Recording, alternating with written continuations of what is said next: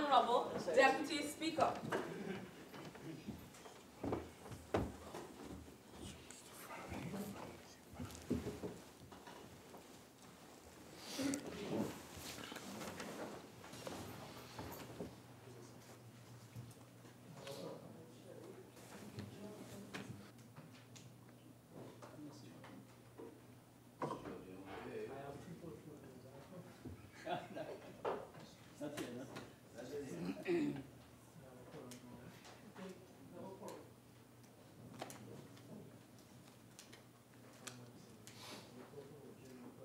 Members, as we resume after tea, I will recognize the member for Port of Spain North, St. Anne's West, and you have 13 minutes of your initial speaking time, and you also have the additional 15 minutes. Once you care to avail yourself, kindly proceed. Thank you very much.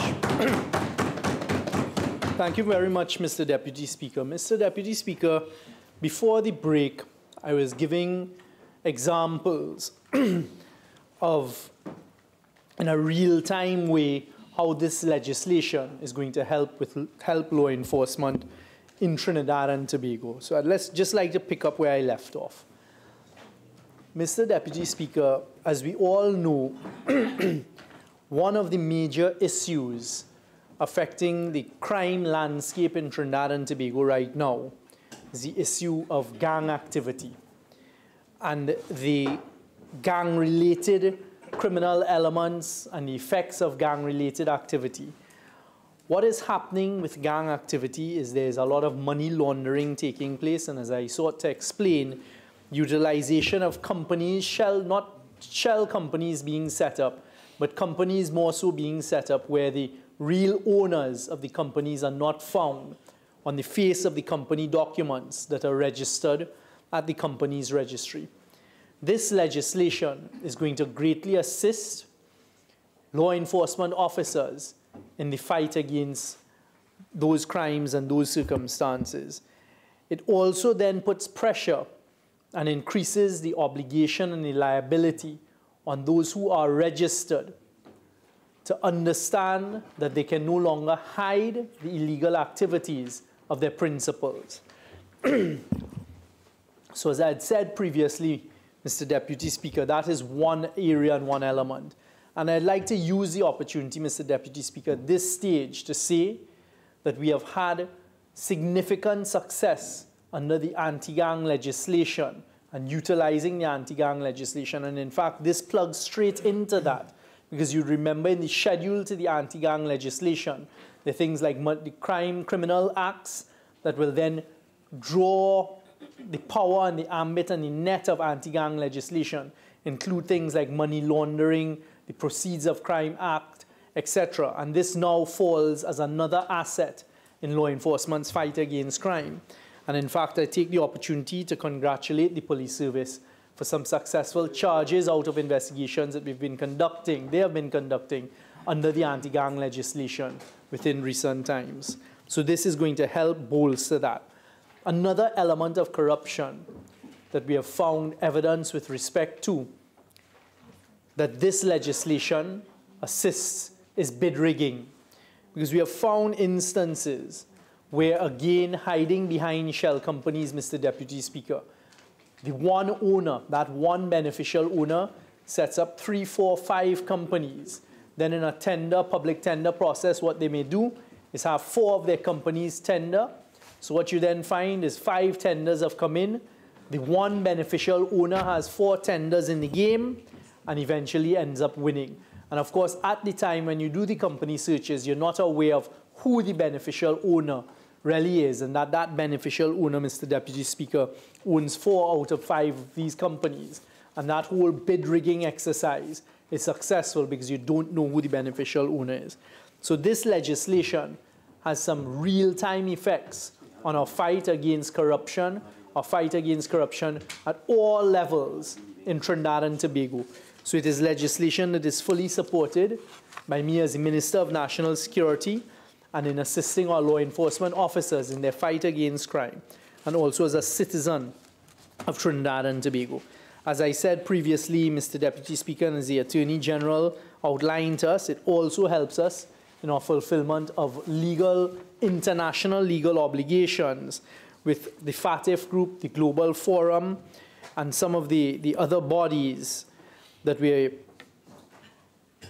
can face potential sanctions from if we don't take these necessary steps in their view and in their eyes. But Mr. Deputy Speaker, in the meantime, it goes to greatly assist our landscape in Trinidad and Tobago.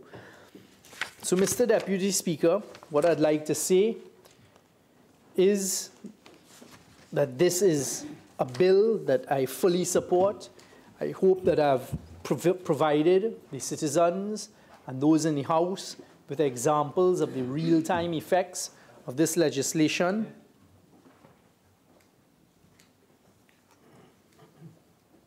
Sorry, I'm now getting a note here, Mr. Deputy Speaker. And how this legislation will go to assisting us in our fight, not only against white-collar corruption, but also against the hardened criminals who are now utilizing shell companies to launder money. Also instances of the gambling that are taking place, and other ways that they use to launder their ill-gotten gains.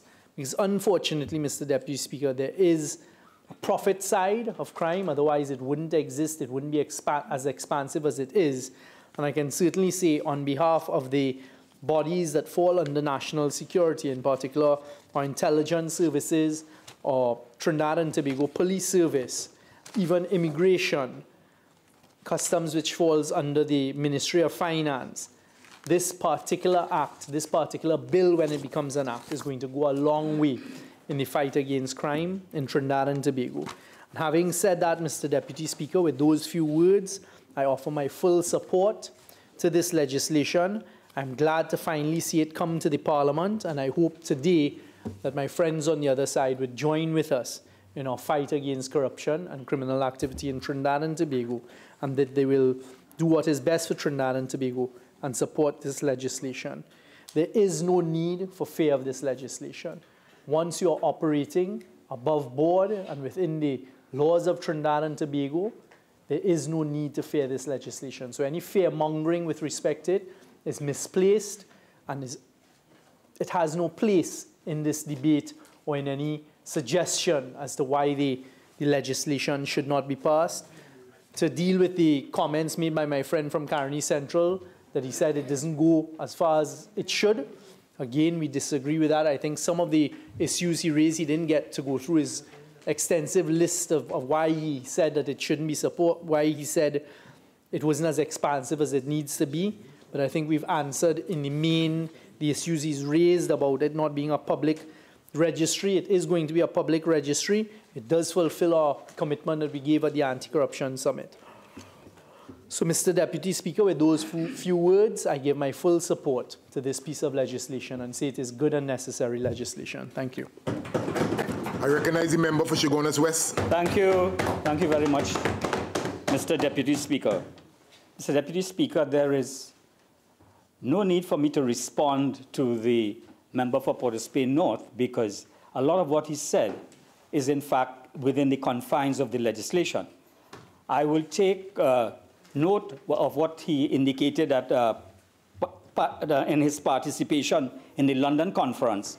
And I will also indicate that the latest news is that the British government has not passed a public registry for Jersey, Isle of Man, and some other jurisdiction within that area. And I guess the current High Commissioner could stew on that. Mr. Deputy Speaker, I will also indicate that I will speak later on in my contribution, Mr. Deputy Speaker, as I indicated that the member for Port of Spain North, St. Anne's West, indicated that the debate in London, the Prime Minister took a certain position that he was the only person or Prime Minister from this region engaging in that conference. And I will see that there ought to be consistency between the articulation at that conference and the relationship with our neighbor, Venezuela. But I will deal with that subsequently, Mr. Deputy Speaker. Mr. Deputy Speaker, I wish to indicate that it is well known that there is a global trend to improving beneficial ownership transparency. This is a part of a global trend. And that is this is meant to act as a tool to tackle illicit financial flows. International organizations such as FATF, related to anti-money laundering, and the OECD Global Forum, related to tax and exchange information, have started to assess countries more thoroughly in this issue. Mr. Deputy Speaker, and I noticed that the honorable member for Port of Spain North, St. Anne's West, stayed away from the latest assessment of Trinidad and Tobago with respect to the EU blacklist. So here it is that Trinidad and Tobago is placed on an EU blacklist, and because of our failure to comply with certain requirements. Now, that is an indication that this country, all is not well. And this legislation, I hopefully, will assist in that area, Mr. Deputy Speaker. I think that when you look at the contents of the recommendations of the EU and the Global Forum, you will recognize that this is part of the trend that is emerging. Mr. Deputy Speaker, the bill before us deals with corporate vehicles. These corporate vehicles are legal entities through which a wide variety of commercial activities are conducted and assets held. They are the basis of most commercial and entrepreneurial activities in our market-based economy and have contributed immensely to the prosperity and globalization that have occurred over the years. Mr. Deputy Speaker, the rapid flows of private capital, ideas, technology, and goods and services by incorporated corporate vehicles at virtually every level.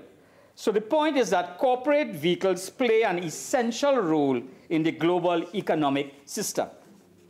However, Mr. Deputy Speaker, these corporate vehicles may, under certain conditions, be misused for illicit purposes, including money laundering, bribery, corruption, hiding and shielding of assets from creditors, illicit tax practices, self-dealing and defrauding of assets, diversion of assets, market fraud, and other forms of illicit behavior. Mr. Deputy Speaker, it is in this context that the disclosure of the beneficial owners of corporate enterprises is important. So whilst we maintain that the vast majority of legal vehicles are used for legitimate purposes, such as to undertake a business, for example, to sell goods and services, it has been recognized that this widespread use for legitimate purposes and goals and the ease which they can be created or terminated also make these corporate vehicles attractive for the criminal elements. Mr. Deputy Speaker, the Honorable Attorney General, in presenting the bill, pointed out to some alarming statistics. And when you look at the extent of those statistics, you will recognize that this is not a tea party. This is not something to quibble about. When you look at the level of transactions to 2015 to 2016, 149 companies, value 270 million. 149 matters of 149 companies, 26 million blocked. In 2016, 2017, $14.7 billion, 117 companies, 911 million transactions completed. 13.6 billion was stopped. This is a very grave matter affecting our economy. The question that I have to ask, and which occurred in my mind, and I think the point was made by the honorable member for Caroni Central, you have a pattern of behavior emerging on an annual basis. You have a certain 100 and something plus companies engage in this activity. It gives you that investigative necessity to go after these companies, to lift the veil on those transactions also. So that therefore, you have a situation in this country in which, with that kind of money flowing, with that kind of transaction taking place, you cannot contemplate that that is coming from the normal economy. There is another economy that is taking place, Mr. Deputy Speaker. And Darius Figaro, in a text entitled Cocaine and Heroin Trafficking in the Caribbean, the Case of Trinidad and Tobago, Jamaica and Guyana, points out the extent to which in the 1990s, our economy was a narco economy. In response, and he dealt with that in the context of a response to the adjustment that was taking place under the IMF. So Darius Figaro has done a study. It exists, and I know my friend from the university may question, but he's also a university lecturer, Darius Figaro. So, Mr. Deputy Speaker, so it tells you about the narco economy here.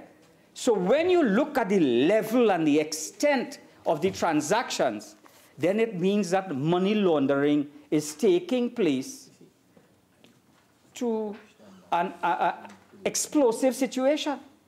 Now, the question the Honorable Attorney General said that this bill is a nuclear bill, and hopefully it will blast that out of the system. Now, I don't share that point of view. I am of the view that the narco economy is well entrenched in this country, and it is in every arena, every agency, and that therefore that is why it is sustainable, and that is why we are getting these numbers every week, on an annual basis, Mr. Deputy Speaker. Mr. Deputy Speaker, if one were to cursorily glance at what is happening in the area that you look at the newspapers, you will see that throughout this process, you have a whole plethora of narco trafficking taking place, and you have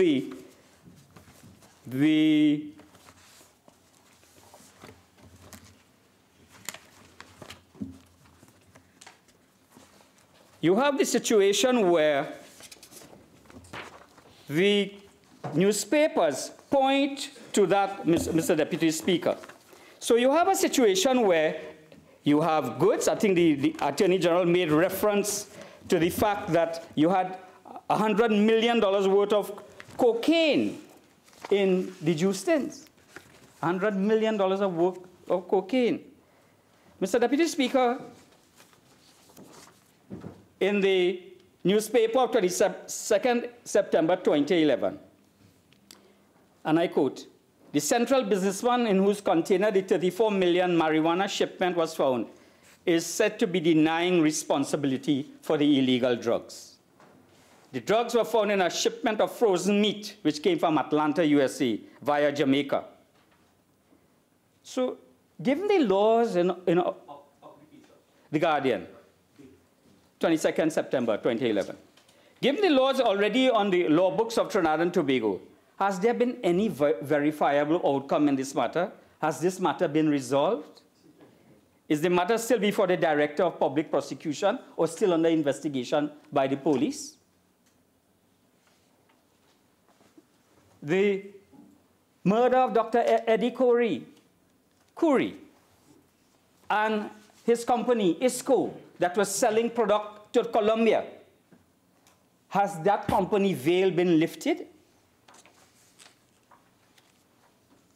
ISCO Enterprises. Has that company concealed any kind of bearer shares? These are things that you'd find that a normal investigator will look after.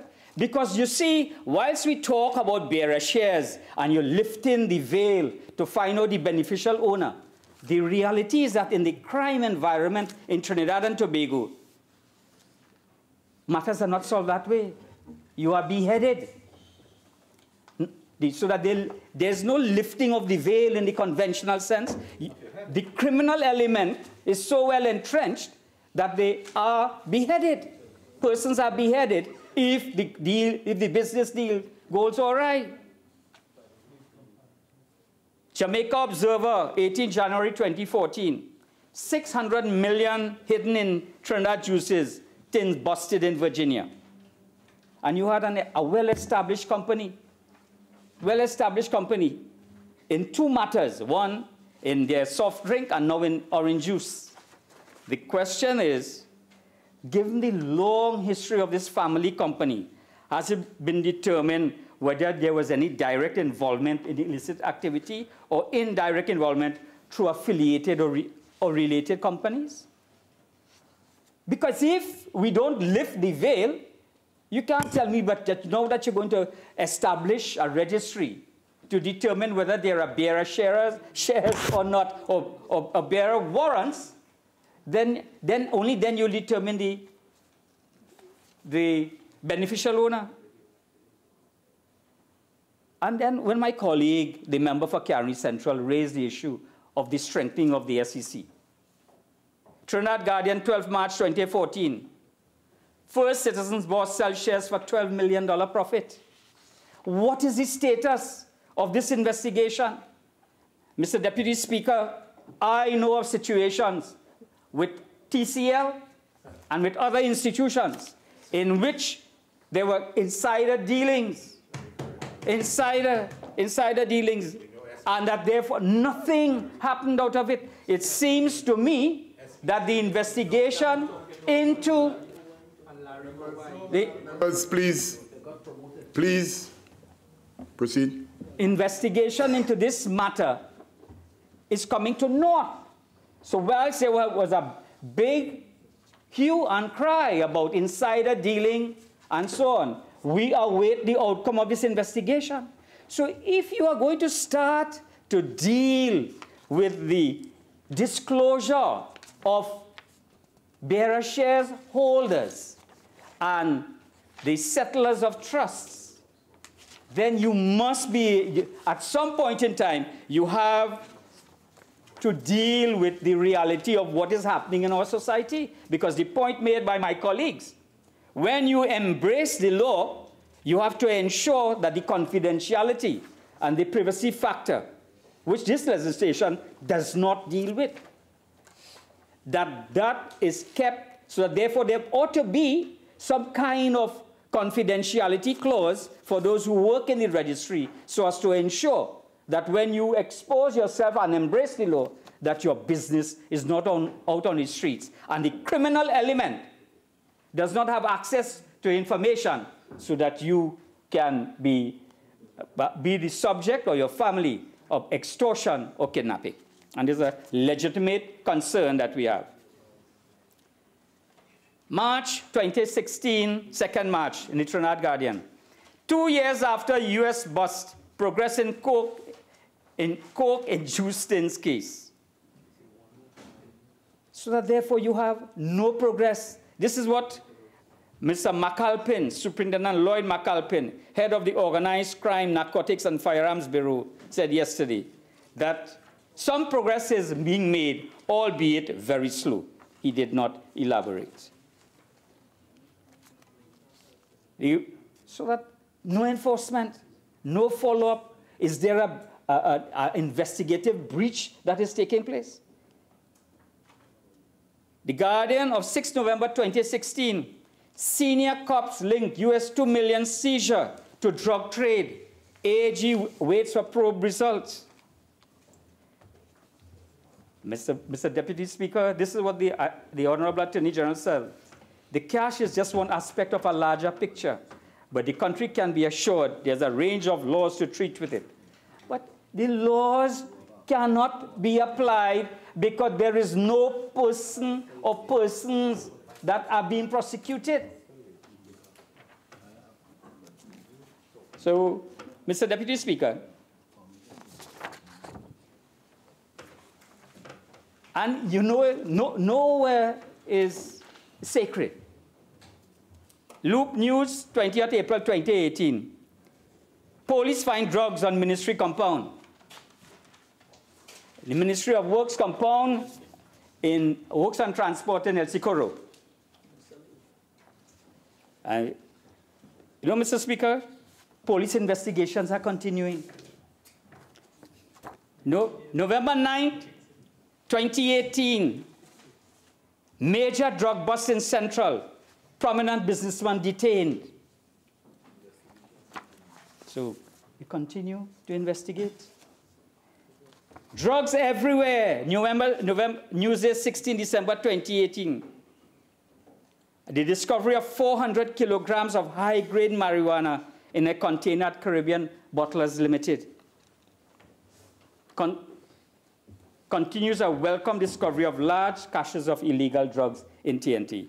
Well, I think the drugs worth $6 million were found in 12 black duffel bags and 1 crocus bag behind cases of Cereza beer, which a company explained it imports from Mexico.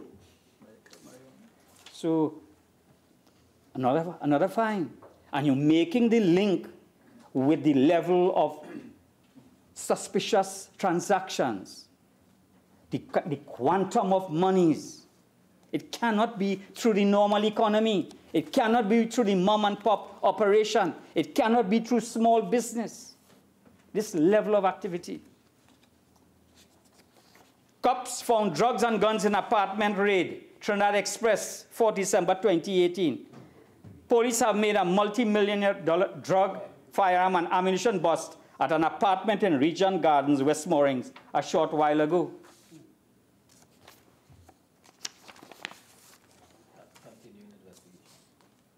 Government goes after white-collar criminals, November 1st, 2018, the Trinidad Guardian. This is what Mr. Rowley said with respect to that. And I think earlier on today, the question was raised by my colleague, the member for Oropuch East, on the CL Financial and Clico debacle. And the AG indicated that over $500 million was spent in pursuing this matter. But it seems that this matter is, how can I say, anchored in the office of the DPP. We, as the office of the DPP, owes a duty to the taxpayers of this country to expedite the resolution of this matter. It's several years now. Mr. Deputy Speaker, you know, I could recall the Deputy DPP, Honorary Paul, talking about email gate investigations very, very glibly, without any relation to the anchoring of that. So you find, Mr. Deputy Speaker, almost a decade. And I laid these things at the feet of the narco economy, and I go back to the publication, Cocaine and Heroin Trafficking in the Caribbean, the case of Trinidad and Tobago by Darius Figaro. Mr. Deputy Speaker, I just want to indicate these are the things that Mr. Figaro, university lecturer, had to say. Key fronts for narco traffickers that exploded in size and scale of operation. 1, fishing and export of fresh, chilled, and frozen fish. And he goes on to explain how that is utilized. 2, the creation of front operations that allowed continuous contact with Piarco Airport. The provision of goods and services to the airport and its users in conjunction with the exports of fruits, vegetables, cut flowers were the ideal fronts chosen. Car rental firms, travel agencies, tourist resorts were and are fronts that masked the movement of product predominantly out of Trinidad to the metropolitan markets. 3, cocaine exports via ship that dock in Trinidad with their destination being US or European ports. narco-trafficking cartels target specifically the export of commodities to US and European ports via the port at Point Lisas. 4, the use of pleasure craft and the inter-island schooners freighters. And 5, export manufacturing. The export manufacturing. The narco transshippers through the export manufacturing fronts utilize the cargo containers containing the product and or the product itself to move cocaine out of Trinidad. It is, Mr. Deputy Speaker, it is, and this is what Mr. Figueroa says, and I quote at page 162. It is readily apparent that sustainable narco-trafficking requires the status, the networking, the financial resources, and political influence that are the preserve of elements of any ruling elite in any society. There is no complicity here by members of parliament. But when you look at the multi-billion-dollar suspicious transaction, you know it is not coming from the formal economy, that there is a parallel system in place, Mr. Deputy Speaker. Mr. Deputy Speaker, so you have the utilization of companies, of partnerships, of trusts, and foundations in money laundering and tax evasion schemes. So that therefore it is necessary that in order to enforce the law, that the disclosure, the anonymity required, that is required with the bearer shares, that must be removed. And that therefore there must no longer be anonymity associated with that. No more concealment. You see, Mr. Deputy Speaker, a real prospect of a prison sentence for criminal activity can act as an important deterrent for engaging in that activity. Instead, if a person manages to remain hidden behind legal vehicles, authorities will be unable to enforce the law. A company that only exists in a piece of paper cannot be prosecuted, as the Honorable Attorney General indicated and lamented that with respect to a major drug haul, the persons that appeared as the directors of that company were in fact dead and a shell company. And so they utilize the database of the current registry in order to deal with that. Mr. Deputy Speaker, if criminals are under no threat of prosecution, crime will flourish, affecting society both in forsaking a culture of impunity, as well as, Mr. Deputy Speaker, suffering from the consequences of tax evasion, money laundering, and terrorism financing. You know, Mr. Deputy Speaker, during the tea break, I got an email entitled, "The Calypso Caliphate, How Trinidad and Tobago Became an ISIS Recruiting Hotspot." This is released by the University of Kent on the 7th of March, 2019. And they go on to itemize the level, that the fact that we have, that from the period 2013 to 2016, over 130 persons go on. They do an analysis of the composition from lawyers, footballers, truck drivers, security guards. And they also did an analysis of today in International Women's Day, that all the women who went there, but one, was unmarried. So that therefore there's very little jihadi brides going from Trinidad to that caliphate then. They were all married and with children. So this is the kind of, and this is what this legislation assists in helping to lift the veil, so that therefore the whole question of terrorism financing, because as the Attorney General mentioned in his contribution, that some of the monies, the suspicious transactions, were related to terrorism financing. Madam Speaker, beneficial owners will have no fear of being identified by authorities if the legal vehicle is not required to register any information about its owner, or when this information is simply impossible to know. So for example, a company that issued bearer shares is owned by anyone holding the paper bearer shares at any given point in time. So as indicated by the speakers previously, the holder of the share, that the possession of that share gives you the ownership, and that you can transfer it easily from point to point, from A to B. And that therefore you understand the vehicle for that, and the capacity for that, and the capacity for the criminal element in that.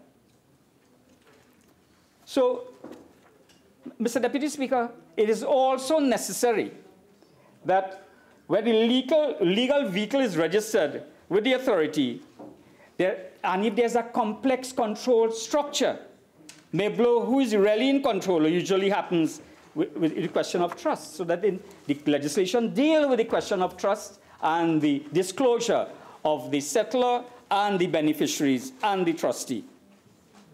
There are other security strategies, Mr. Deputy Speaker, involved using nominees or interposing many entities so that you have many layers. Many layers. I think the member for Port of Spain North St. Anne's has talked about layering through the process, and that therefore there may appear to be many layers, and then you have the beneficial owners. So that therefore, Mr. Deputy Speaker, it is in this context we can look at this whole question of the legislation before us. But before I do so, I want to indicate, Mr. Deputy Speaker, that there are case studies on money laundering done by the OECD. There's a case of a loan-back scheme in money laundering, in which the Dutch criminal, a supplier of drugs, transported it to the United Kingdom.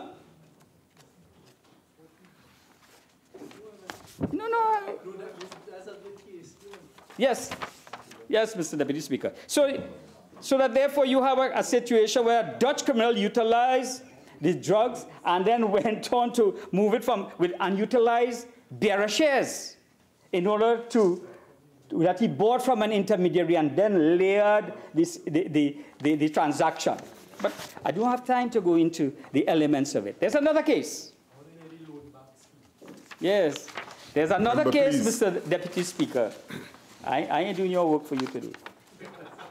There's another case, Mr. Deputy Speaker, in which you seek to hide and shield assets from creditors and other claimants.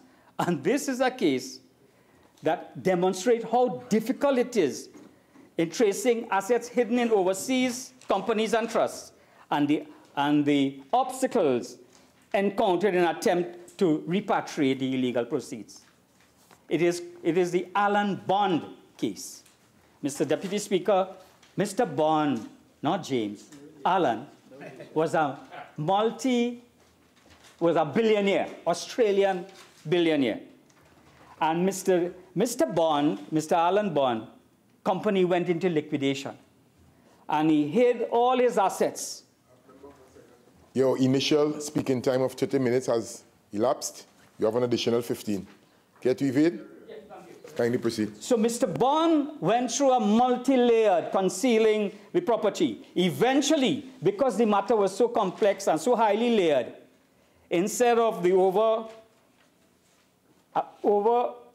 470 million Australian dollars, they had to accept $10.2 million as a settlement because of the complexity of the matter. But Mr. Speaker, so you understand, we understand the objective and the mischief that this bill intends to cure.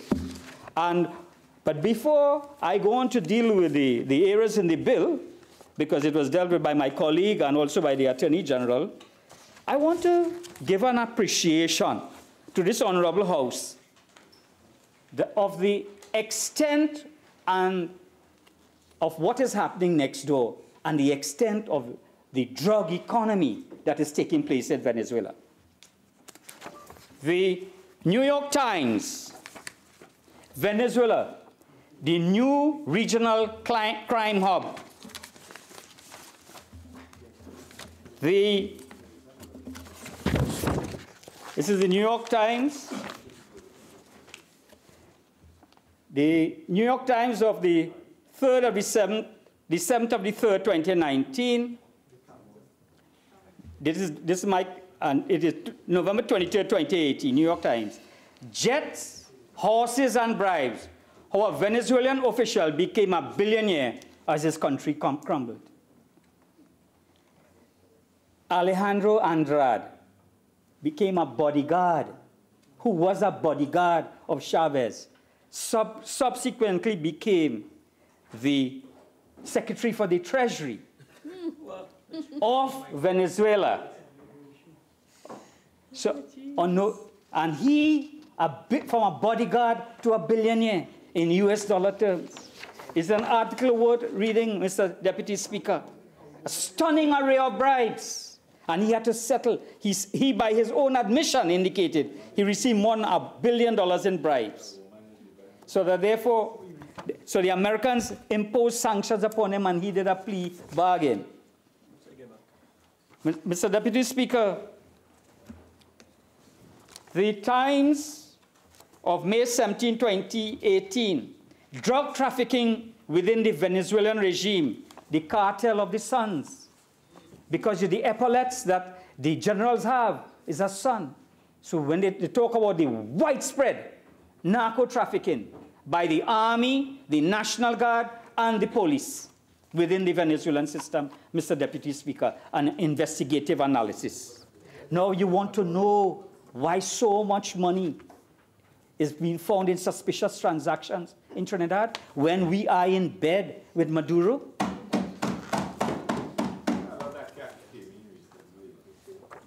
Mr. Deputy Speaker, so when you recognize that reality of where we are engaged in, the proximity of Venezuela, the elements indicated, the points of entry and the points of export indicated by Darius Figueroa, you understand why this legislation is important for the benefit of the people and for good commerce in Trinidad and Tobago, Mr. Deputy Speaker. Because it's only a minority, you know, Mr. Deputy Speaker, only a minority of businesses engage in this activity. Now, I have a concern. I want to go quickly into the legislation within the time I have. I have a concern with respect to the nature of the registry.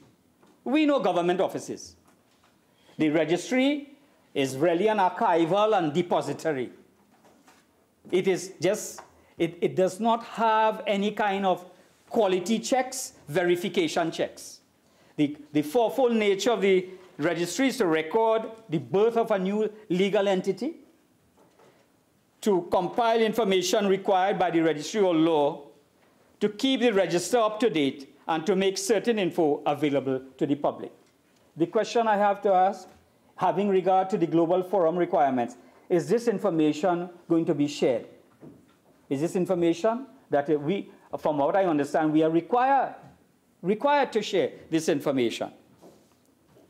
So that therefore the value of the company registry and divulging this information has its limitations. So, Mr. Deputy Speaker,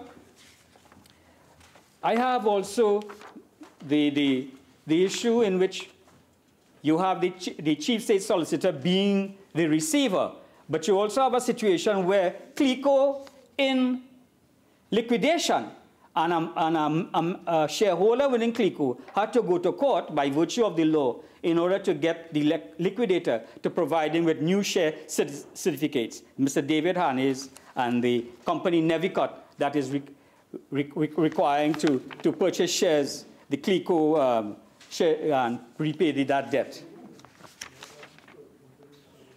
Yeah, well, I don't know how many assets they had. That's for you to find out, not me. So, Mr. Deputy Speaker, when you recognize the reality of what we have here today, is that what is the role, and I think my colleague Dr. Tiwari spoke about it, what is the role of new currencies? I see that the the Eastern Caribbean countries are now utilizing Bitcoin. What criminals are also using Bitcoin to pay for drugs? What in the future? Clearly, we have to deal with this matter.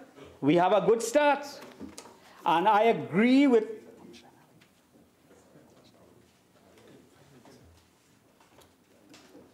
I agree with the approach we are taking. I agree with the approach. It is central to what the international community wants. There's a convergence between our national objectives and the international objectives, and it is found in this legislation. But what are we doing about cryptocurrencies? Well, you see, you can bury your head in the sand, but the reality is that you have people in Trinidad who are significant investors in Bitcoin. Significant investors in Bitcoin.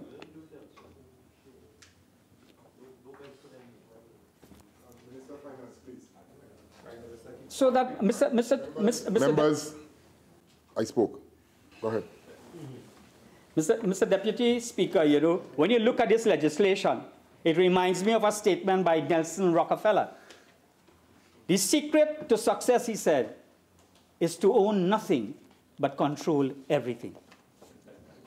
So this legislation, and this is what this legislation will seek to remove the anonymity and to remove the concealment of the beneficial owners. This legislation also tells us as a society that we are against money laundering, we are against corruption, we are against bribery, we are against tax evasion. And what it allows us to do is not only to hate this sin, but also to hate the sinner, because there will be the disclosure requirement in this area. So you hate the sin, and you can find the sinner given the pathway that it is clear. So I would like to find out from the Honorable Attorney General whether or not this information, that will be where there is the disclosure of bearer shareholders and the registration into ordinary shares, whether that will be shared by the international community, and whether that, because it is my view that that data ought to be accessed. There's a requirement that it ought to be accessed, but there's need for confidentiality in who can access it for purposes of extortion and kidnapping and the criminal. We have to tailor the legislation to deal with the culture of our society. So that therefore it is a public registry. We recognize that. Mr. Deputy Speaker, but what is the purpose of requiring a company to identify and declare its beneficial owners? So you identify and you declare. But what prevents a company from lying to the registry officials? And that therefore the content of the information will be lacking in verification and therefore authenticity. What are we doing to correct that potential loophole in the legislation? Now it is a question of resources. And I know that the depositories, the registry and so on are pressed for proper personnel in their area. But, Mr. Deputy Speaker, we have to find a way in which they must be given the personnel and the capacity to deal with that. So, Mr. Deputy Speaker, I think that this legislation is good legislation. It is not often that we are able to give kudos to the Honorable Attorney General, but I want to say that I am very pleased that the ACIB was removed from your offices and placed under the Commissioner of Police in the police, because that is where it was supposed to be in the first place. And that therefore, that is a good move. That is a move that will benefit the society. I don't know what transpired prior to the movement there, But that is where it ought to have been from the very birth of that institution and agency within the structure. So I want to commend the AG, and I also want to commend him for bringing this legislation. It is an important piece of legislation. It is the beginning of a process, but there is more for us to do in order to hate the sin and follow the sinner. I thank you very much, Mr. Deputy Speaker. I recognize the member for Caroni East. Thank you. Mr. Deputy Speaker, this bill, the companies, we took that color back from you long time. Mr. Deputy Speaker, this bill, the amendment to the Companies Act, it's an amendment to a 620-plus page act. And my colleague from Oropochi just showed me a copy earlier this evening where his team made a photocopy. I wouldn't display it, but this is a photocopy of the Companies Act. Now, you're making amendment to certain areas within the Company Act, and as the Attorney General indicated, basically I think there were 11 major clauses. Clause 4 deals with warrants and certificates and local companies. Clause 8 deals with, it treats with the external companies. Clause 11 deals with the regulations to Schedule 2, and so on. And he spoke about 4 aims of the amendment, this company's amendment bill. Now, I'm a layperson in terms of this issue, and you are very distinguished attorneys on the other side and on this side as well.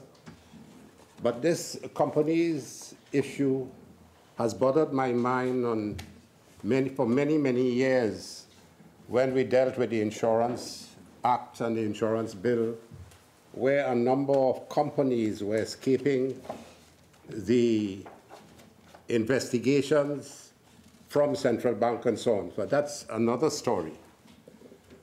We know that the Attorney General and the government wants to move us from the black area where we are blacklisted to probably a gray area, and then we will be off the list. And this requires necessary legislative amendments. But I want to ask the Attorney General, there was supposed to be about 5 pieces of legislation that were supposed to be together at the AG. And if we had brought all these 5 together, we might have been in a position now to have dealt with them, because one impacting upon the other, rather than bringing this isolated one and then bringing the others isolated from time to time. Why is it that you chose to go through this route and not to put all together where we could have worked collectively and come to a conclusion to help you through? And we, as a responsible opposition, want to get Trinidad and Tobago out of the blacklisting. We don't want to be associated with the other countries that are blacklisted. And we know that you have certain things to fulfill for CFATF and for FATF and so on. We remember that in April and July 2016, the G20 finance ministers and central bank governors called on the Financial Action Task Force and the Global Forum on Transparency and Exchange of Information for Tax Purposes, the Global Forum which we were discussing recently and debating, to make initial proposals on ways to improve the implementation of the international standards on transparency, including on the availability of beneficial ownership information and its international exchange. And a lot of the discussion and presentation from the Attorney General focused on the issue of beneficial ownership. And you really want to get to who is the beneficial owner so that you can unmask a number of illegal issues and processes that take place within companies. When we look at the FATF recommendations 24 and 25, transparency and beneficial ownership.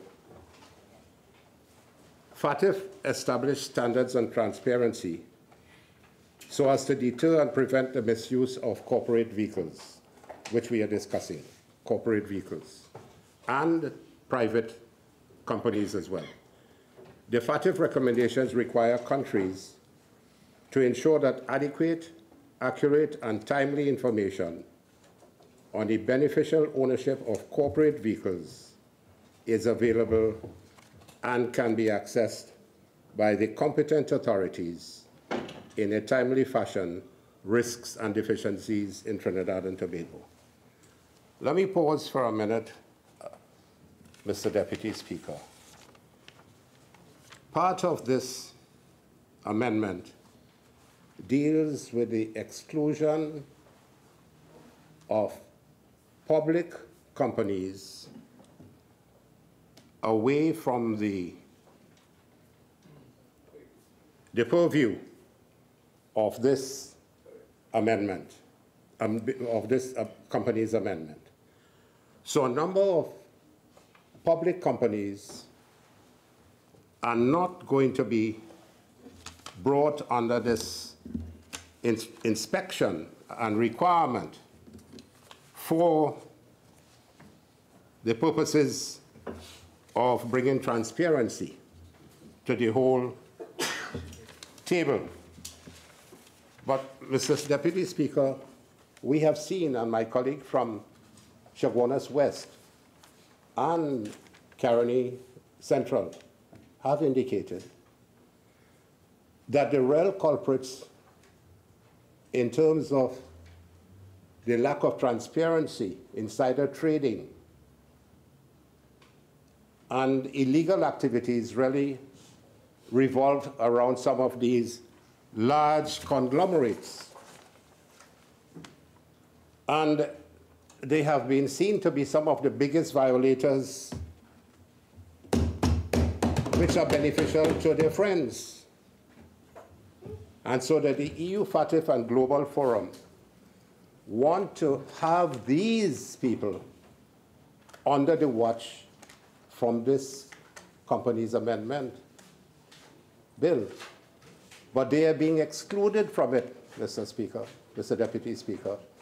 Why are they being excluded from it? It is said that they are under the control in the stock exchange, and they are basically related to the Securities and Exchange Commission, which do the investigation into these companies. I just pulled out from one of the newspapers just a while ago. I wanted to get the Trinidad and Tobago Stock Exchange. And I see about 28 companies here, Mr. Speaker, that have ordinary shares that are traded on the stock exchange. There are 2 companies traded with preferential shares, 1 on the second-tier market, 5 on the mutual fund market, and 1 on US dollars equity shares. Now, the values of these shares, Mr. Speaker, are really high values. Like one is $23 per share, $55, $35, $52, $118, $96, $63, etc. Mr. Speaker, Mr. Deputy Speaker, a number of these large conglomerates, which we say should be under the purview and under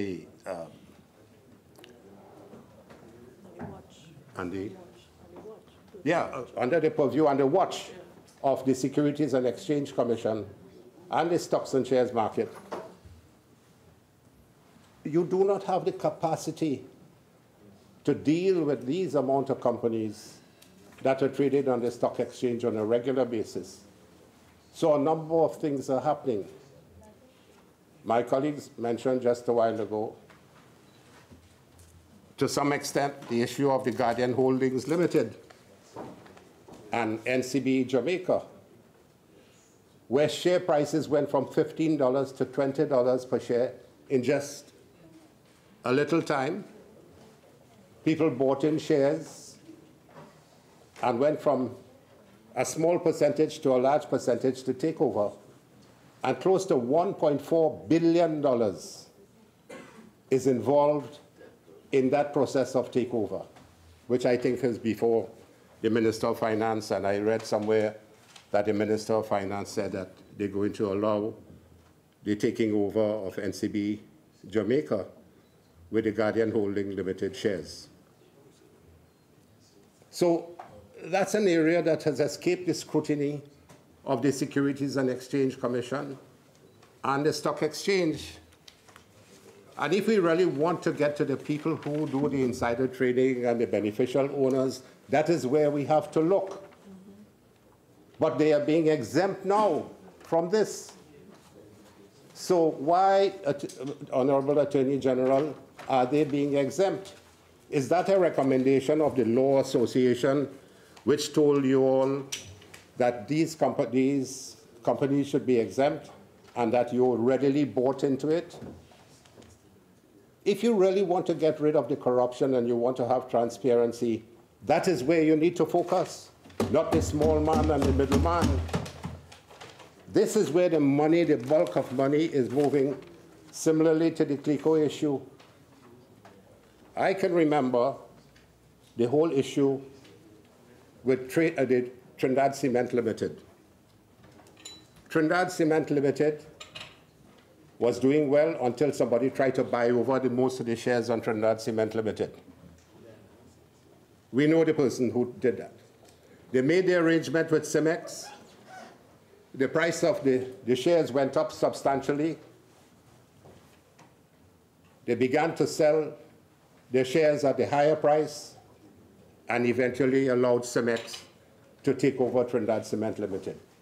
Millions of dollars profit, millions, Mr. Deputy Speaker, were made by individuals in just that matter of Cemex trading taking over from Trinidad Cement Limited. And there was a strike, and so on. We have companies registered. Some of these big companies have their head offices registered outside of Trinidad and Tobago. They are trading in Trinidad and Tobago, but their head office is registered in Barbados, St. Lucia, and other places. But the trading is taking place here. And then, where is it, Attorney General? I know you're trying to do your best. What about these offshore companies, where some of these companies are registered in offshore countries around the world? Where does this come in? And where is the introspection and the requirement that has to be fulfilled for these companies to declare beneficial ownership and so on? So you have the multi-million-dollar companies where the real problem lies being excluded from this dragnet that you want to achieve. So the Honorable Attorney General has to tell this country, why is it that these large 28 companies trading on the Trinidad and Tobago Stock Exchange are being allowed to escape the dragnet of the beneficial ownership issue, which you're seeking to achieve. So it's 28 and about 10 more, 38 companies. When they're registered offshore, we know for a fact, and some are registered in other Caribbean islands. So when you look at these companies, they escape the scrutiny of what this company's Amendment Act supposed to be providing. Bearer shares, bearer share certificates, bearer warrants, bearer warrant certificates, plenty words to speak about. I mean, the only thing new that is brought in here is bearer warrants and bearer warrant certificates to be prohibited. Under the old Act, you had bearer certificates and bearer shares prohibited. But the ones that are added now are bearer warrants and bearer warrant certificates. Basically, they're about the same. Nothing new that you have added, but you really want the beneficial ownership, or who are the beneficial owners. So look for the beneficial owners in these large conglomerates and companies. And you will find that is where the issue is, not the thousands of small persons who register a company and the medium-sized companies. You will find and follow the money where this is. And that's where you're supposed to be looking for the money. Mr. Speaker, Deputy Speaker, I was outside for a part of the presentation by the Attorney General, the first few minutes, when he gave the statistics, but I asked my colleagues, how many, I was summoned by the clerk of the House, how many companies are there in Trinidad that are registered? I was told that 104,000 Attorney General and 86,000 are active. Now, can I ask, what type of oversight can you, and where is the personnel, or where are the personnel to take the registration of 86,000 companies into a registry at the Registrar General's office, to register bearer certificates, bearer shares, bearer warrants, and bearer warrant certificates? All these have to be registered. And 86,000 companies have to do this. Where, Honorable AG, can we have that ability to accept all these companies coming to register within a short period of time, whether the timeline, 6 months in some situations, 12 months, 3 months, and they're reporting sometimes 30 days. So I know you mean well, but you need support. Can the Registrar General's area facilitate this type of movement and requirements for these companies to come and re-register? That is a no-no. You see the practicality of it? Why is it that 86,000, do you think, Attorney General, 86,000 companies, who monitors the annual returns? Is that ever monitored? And as my colleague from Chaguanas West says, they can put up any fictitious thing in these companies and make any type of fictitious statements and nobody monitors them whatsoever. So while you're trying your best to follow the money, ensure transparency and accountability, reduce corruption and so on, you do not have the capability and the capacity to do what you really want to do. And you really have to tell this country how 86,000 companies can fulfill these requirements under the Companies Act, the Companies Amendment Bill and the Companies Act, to go and re-register. I have a problem as well. My third area is the issue of making this thing retroactive to some of these companies that are existing already. I did a little bit of reading about a long time on law and so on, and I read about some case where retroactive legislation cannot be accepted very easily. I think there was one case or two cases that were reported. All the law students and the lawyers will speak about it. But how can we pass laws now that will affect retrospectively or retroactively companies that have been registered and you asking them to come and re-register now, bring in your bearer certificates or bearer share certificates and so on, and all these 86,000 companies to come and re-register. Is that legal to have retroactive legislation? I want to prefer that, unless I'm convinced otherwise, I feel this is not something correct. And you have to be able to justify why you're asking that all these companies that had been registered before to come and re-register now. Isn't that illegal in some way? Can it be challenged in the court? Can someone challenge it? So the aspect of retroactive legislation has to be looked at carefully. And I want to say that I believe it is illegal. I don't think, there's one more point I wanted to make on this issue about the companies. And that is the question of the threshold for which these companies should be reporting. If you have a company with 2% and you have 50 people with 2% shares, must all these 50 people have to report? And I believe, Mr. Deputy Speaker, that all natural persons and not legal persons with significant or substantial benefit ownership and control or interest in any company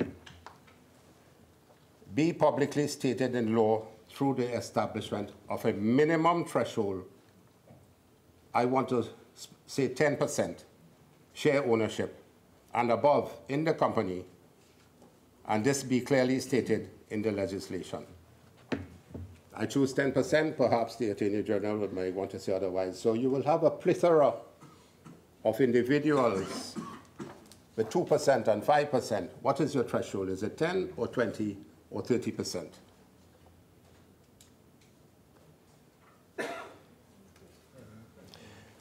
The second area in this, there must be specific measures in the bill to address the issue of related or connected parties in order to unmask, unravel, and lift the veil of corporate secrecy over the illicit activities of entities both in the private and public areas and sectors.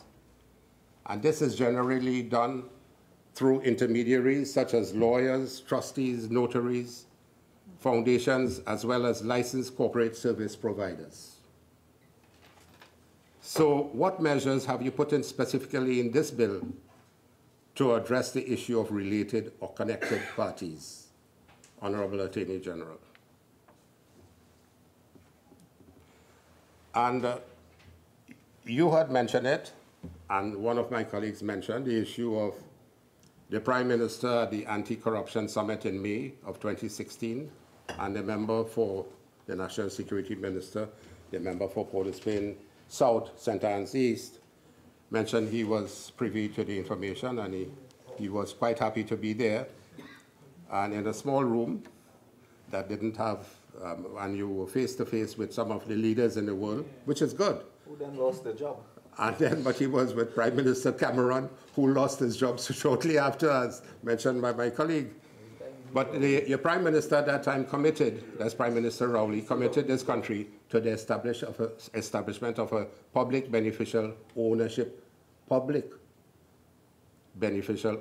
registry, a public registry, and the free and full of exchange of information with this country's international partners as well as the public. So Prime Minister Rowley agreed at that time, and which is important. We want to carry the country to a higher level in the eyes of the world. But I understand when the question was asked across the floor, the Attorney General said, if I got him right, that the registry at the Registrar General's office is a public registry. Is this public really, Attorney General? We know that people who are seeking to get information from the Registrar General's office has to pay a lot of money sometimes. They have difficulties in getting it. They have to pay about $500 in some instances, and they don't get the information. You might be able to clear that up. You might be able to clear that up when you respond. I want to ask you that FATF noted that beneficial ownership information can be obscured through the use of shell companies, complex ownership and control structures, bearer shares and bearer share warrants, unrestricted use of legal persons as directors, formal nominee shareholders and directors where the identity of the nominator is undisclosed. They also know about informal nominee shareholders and directors, trusts, and other legal arrangements. I haven't heard any information about trusts, what you do with the issues of people putting things in trust, and use of intermediaries. And we all know that these problems are greatly exacerbated when different aspects of a corporate vehicle implicate numerous countries. So,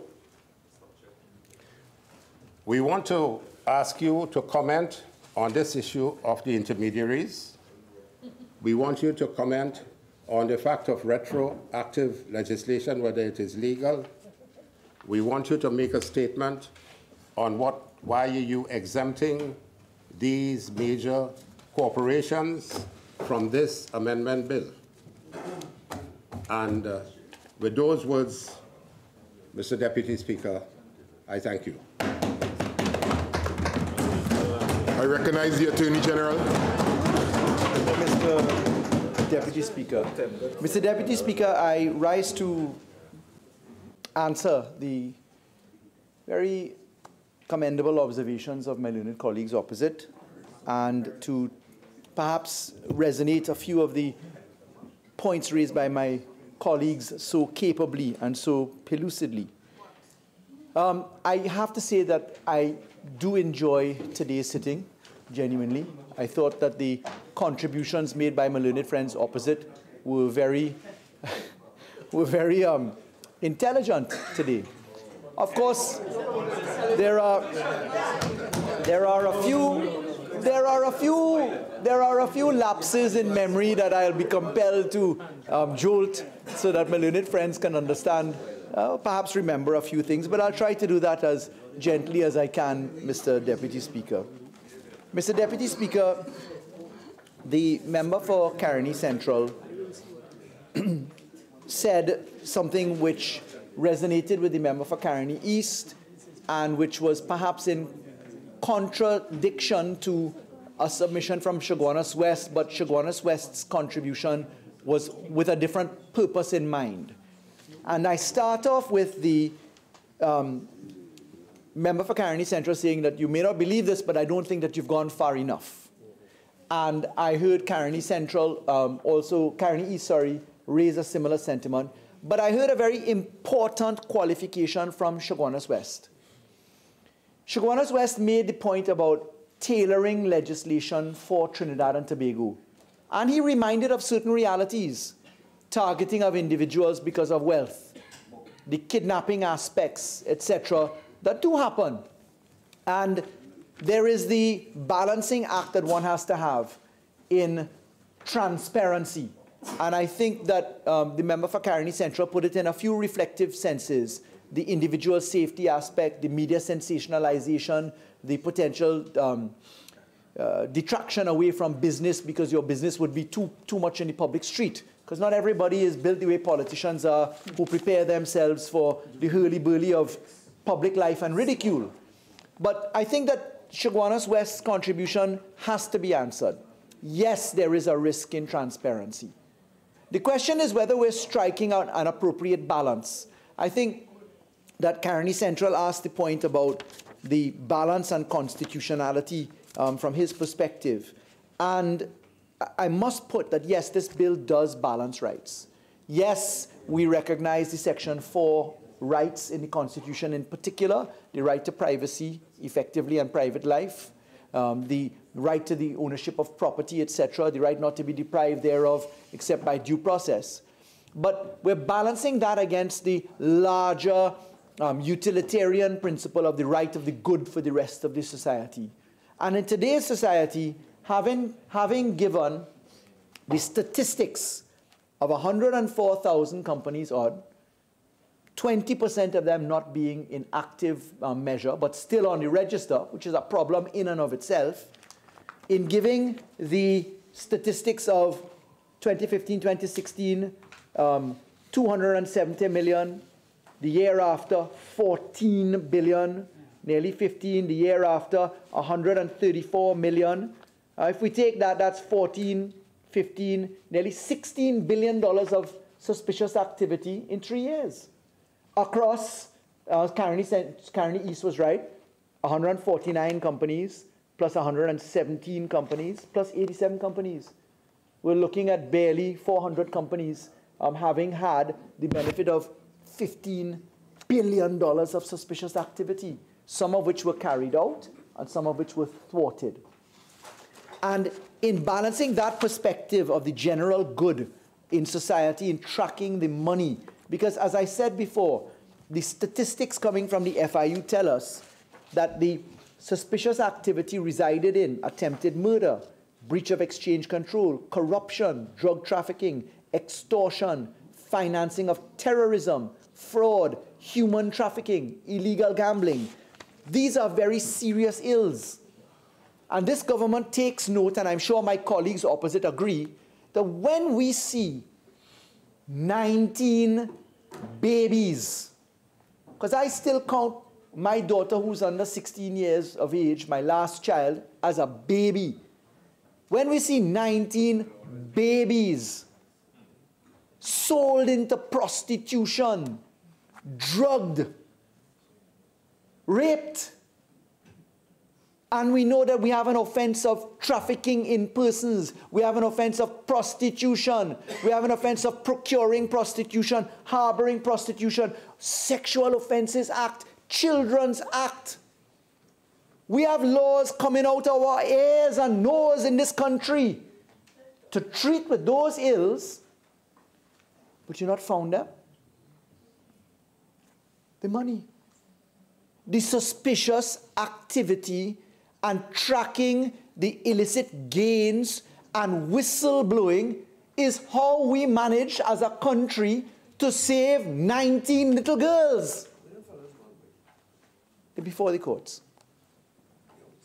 So, Mr. Deputy Speaker, I'm giving an example of the utilitarian balance between, on the one hand, the right to privacy, and on the other hand, the good of the larger society. Look, I share the concern, as all colleagues opposite do, all colleagues on both sides of the benches. It's not easy to be in public life, to be ridiculed, to be worried about your children. All of us have that problem. All. And my heart goes out to all. Because it's not easy to be in that position. But we, having put ourselves in that dance, the courts from the Privy Council come down and say, not that you ought to have thicker skin, you know, you are expected to have thicker skin. And so we take it. And for those of us who came into the Gael a little bit later than others, it took a little while to learn to take the lash on the back. It's a fact. I am sure that my colleagues don't have any pleasure in busting lash, but sometimes lash passes. I understand that. So, Mr. Deputy Speaker, I think that from a proportionality point of view, from a constitutionality point of view, from a due process point of view, which is an enshrined principle in our preamble, in our Constitution, within the interpretation of Section 13 of the Constitution even, I think the law is quite constitutional and proportionate.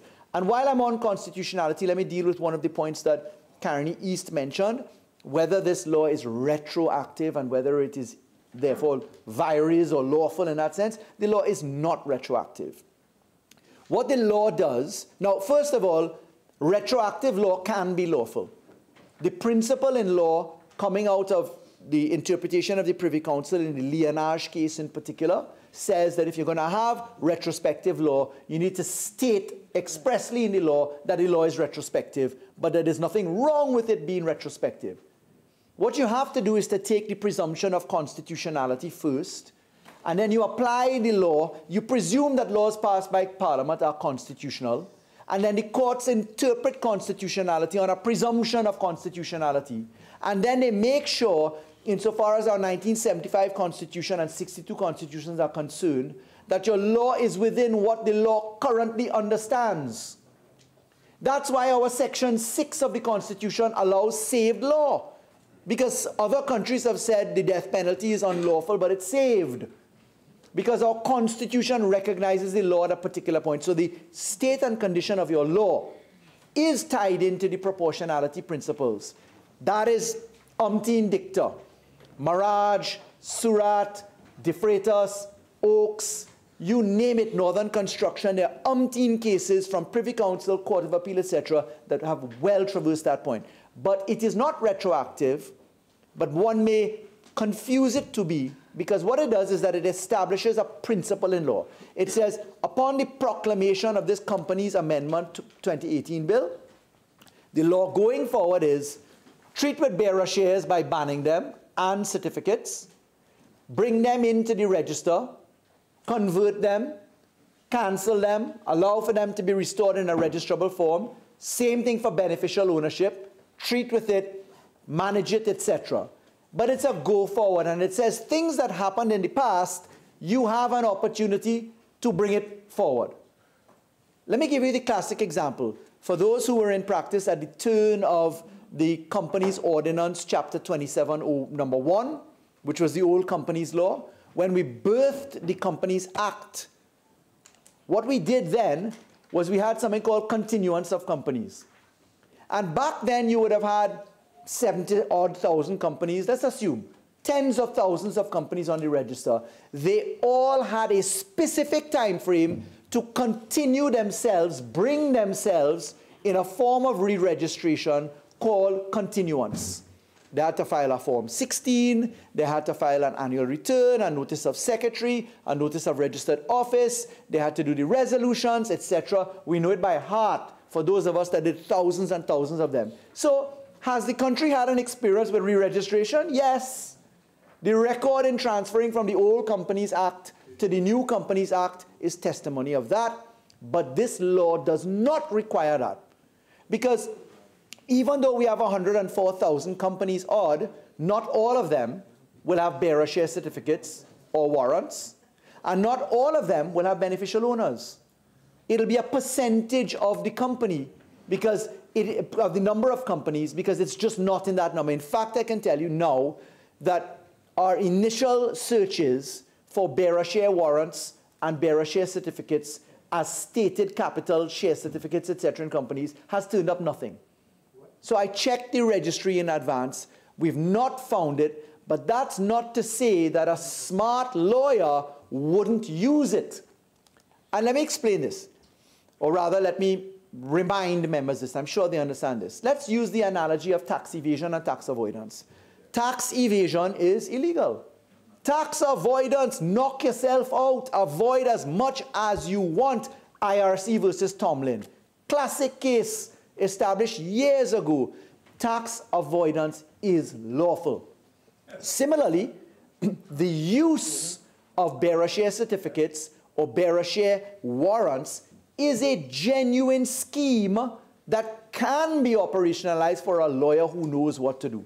Look, it's not often that I sing having competence in a particular area, but in the corporate law, I know the corporate law well. And it's, I'll use the phrase again, it's not lost upon me that in this many attorneys general that we've had, none of them have come from a corporate law background. All have been public law, administrative law, mostly professionals, which is why the focus that we take has been so very different on this occasion. Because as an attorney general coming with a corporate law background and coming with a transactional law background, where I am accustomed as a professional to dealing with complex layering structures and perfecting the bonds and transactions, handling the money. My job was to avoid being in court. Minister Young would have taken, as the member for Port of Spain North St. Anne's West, great pleasure and relish as he was so ably competent in being in court. My job was to be in and out as quickly as possible. My win was not being there, but when being there to take advantage. And under the Companies Act, it's where the relief from oppression remedies, the derivative actions, Section 242, etc., all of these things come to life. So our focus as a government, a collective focus, Minister Young having been able to accompany the Prime Minister and be able to sit in the anti-corruption conference, that didn't happen by mistake. It happened because Trinidad and Tobago as a country, very early in 2015, announced what we were going to do in treating with following the money. And the British took note of that and invited our Prime Minister as the sole Prime Minister of the size of country that we come from. And it coincided with the other work that we were doing. So it's not retrospective, it's constitutional. Member for Caroni East also asked, why not bring the 5 bills in one, etc.? The Honourable Member is referring properly to the Global Forum package, in which there were 4 pieces of legislation, now down to 3.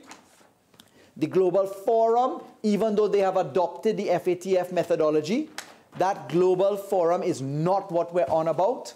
We're on about the CFATF and FATF obligations married up with the PNM government pursuit of anti-corruption and fighting white-collar crime and following money. And I don't even want to say white-collar, black-collar crime, because this is something, if you think, Mr. Deputy Speaker, that crime is only for the sophisticated when you're talking about money, drugs, guns, gang leaders, they reside in serious money.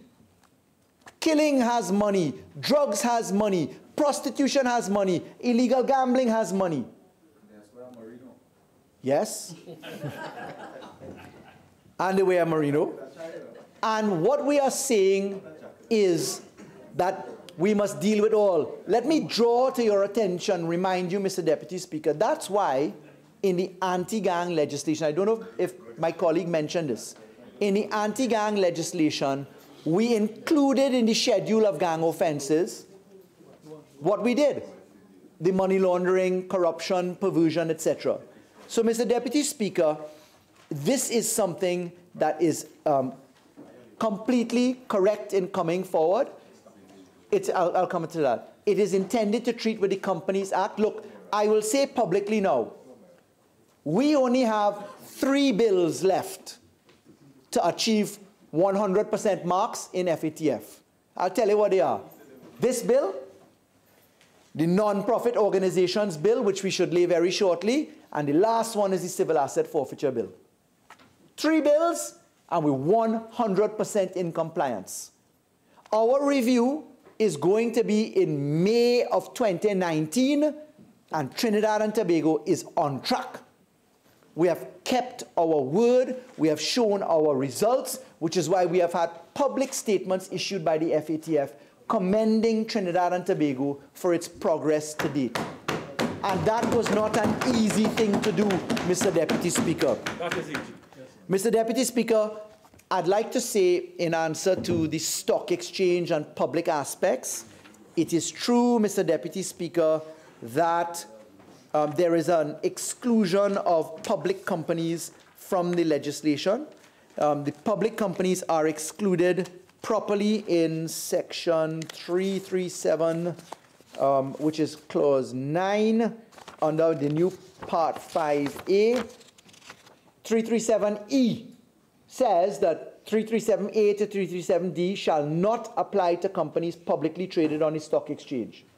Yes, we specifically chose that route. Why? Number one, we looked at the nature of the regulatory environment for publicly traded companies. And for the record, there are 129 public for-profit companies on the register, 129. We looked at that, and we looked at the volume of trades. You see, in this legislation, we are requiring that for every transfer of shares, you must within 30 days of that transfer give notice to the registry. For the first time, remember, Form 23, Form 28, Form 29 of the forms are the annual returns where you declare shareholding for the three types of companies that we're treating with. We're dealing with externally registered for-profit and non-profit companies. When we deal with those types, 30 days makes sense because you're looking at low volume trade. A share, 2 shares, a sale. When you go to the stock exchange, you're looking at thousands of shares trading hands in an instant, one way and then the other with composite sale transactions. Therefore, it became an insanity for us to try to marry this regulation to public companies. So that's a mischief found. Why not treat with it otherwise under this law? I'll tell you why. It comes about because when one appreciates the ramifications of the Securities Act, Chapter 8302, and you deal with Section 137, 1, 2, 3, 4, and 5, together with the other provisions of the Securities Act, when you look at the manner in which the stock exchange know your customer information is recorded, managed, etc., when you look at the fact that brokers are regulated, when you look at the fact that trading between principal and beneficiary are also recorded in immutable form, in what we call a dematerialized environment, we no longer are handing share certificates over. It's digital. It's dematerialized. So that dematerialization of the transfer of stock and shares in an environment of supervision under the Securities Act, where beneficial ownership is a mandatory condition of securities under the SEC and under the stock exchange, then you realize that your public companies are covered 100%.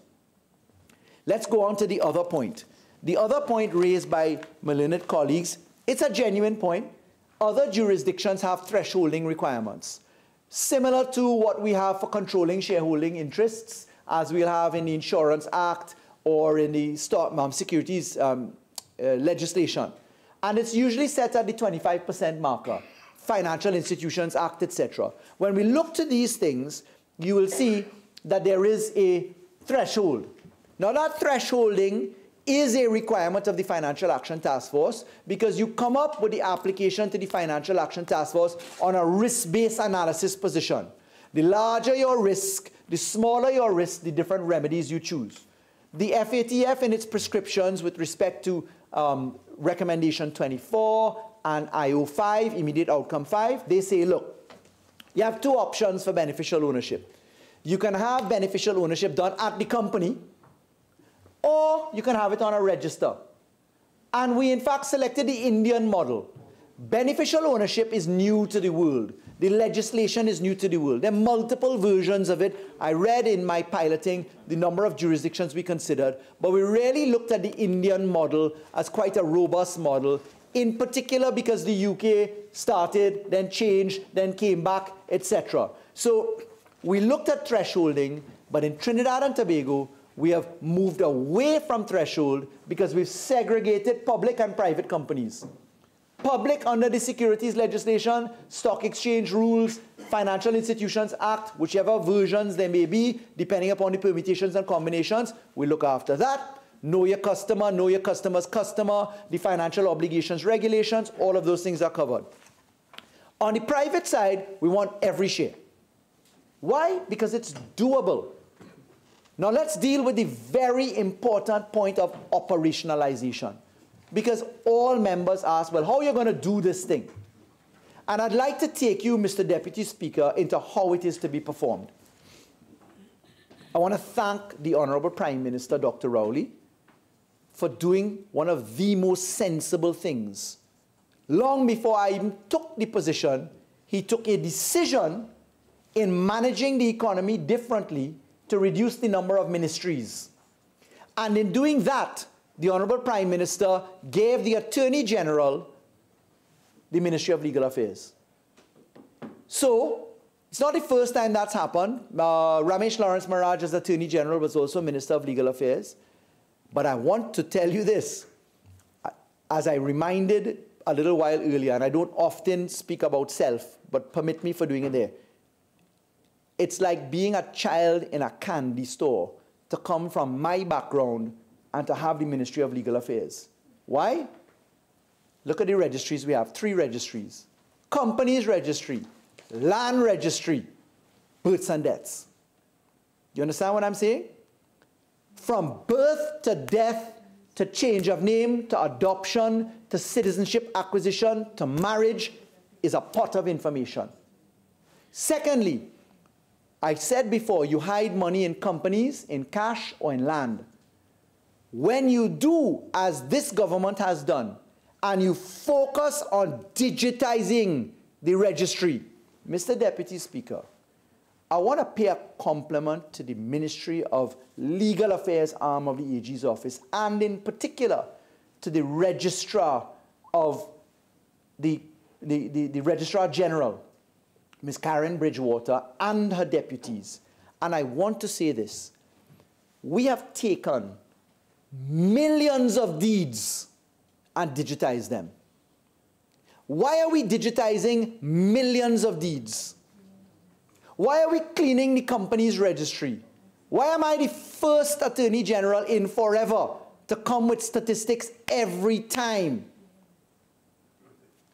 Companies, number of births for children under 16, number of child marriages. You notice that we now have a trend in this country, FIU statistics, number of companies against fraudulent transactions and suspicious activities. We are opening up Trinidad and Tobago for the first time. And that's because of the extrapolation of information from the registries, which we have control over. And what we have done to operationalize this law is 3 incredibly important things. 1, we've increased the human resources. 2, we have changed the location of the registry. 3, we have digitized the 3 registries in a very deliberate way with IT backbone. Let me explain these. We've established, and advertisements are out, all of the job positions to come to the registry. Why? Because we took the decision as a government to occupy the government campus, which was empty for 9+ years. We moved the registry in, yes, the last government outfitted it. Today I'm going to be generous. Let me not give any peekong about the cost and the delay, etc. I'm going to leave that alone. Right? Right? I'll give Jack his jacket, as Carney East says. I thank Mr. Patrick Manning, a PNM Prime Minister, for having the foresight and vision to build and to do that. And I thank Dr. Rowley, as Prime Minister of Trinidad and Tobago, for having the decision to move in. And I also thank my colleagues past for getting the outfitting done in between. I complain on some other things, but I'm going to be generous today. I'm not going there today. Mr. Deputy Speaker, I was saying, we actually decided in occupying that building. We closed the registry. We moved the registry in 1 month flat, 28 days. Thankfully, to the Minister of National Security and the Minister of National Security, one outgoing, one incoming, where the Army moved 11 million records, hundreds of thousands of company records, and all the civil registry, and the IT servers, and all the people. And I'll tell you this, Mr. Deputy Speaker. Whenever it rained, and I see the Deputy Registrar here, Mr. Sandy, and I want to compliment him for being the Iron Man, as he is down there. When we had Brett, Tropical Storm Brett, come to threaten Trinidad and Tobago, it was the RG's department and Mr. Sandy, outside South Key, filling bags of sand to put behind the doorways to make sure the books of Trinidad and Tobago wouldn't get wet and destroyed. Thank God it didn't come. We were arranging depots where to get the sand to fill, etc. When we moved into the registry, I called the RG down to the ground floor, and it was pelting cats and dogs one day. And I said to her, RG, look outside the door. What do you see? This is in the new building. She said, well, AG, it's raining and there are lots of people, but you know, we're moving smoothly today and we have more chairs and the signs are up and things looking good. I said, no, RG. look again. I said, you notice something? She, of course, asked me what. I said, this is the first time that you're standing in a Registrar General's building and the water is moving away from your building and not into the building. Now, I say that in a little humorous point, but to tell you, moving the registry, retrofitting the vault, getting the positions done was the first aspect of operationalizing this law. Secondly, when we came into office, none of the software was up to date. They had expired. They were not in license.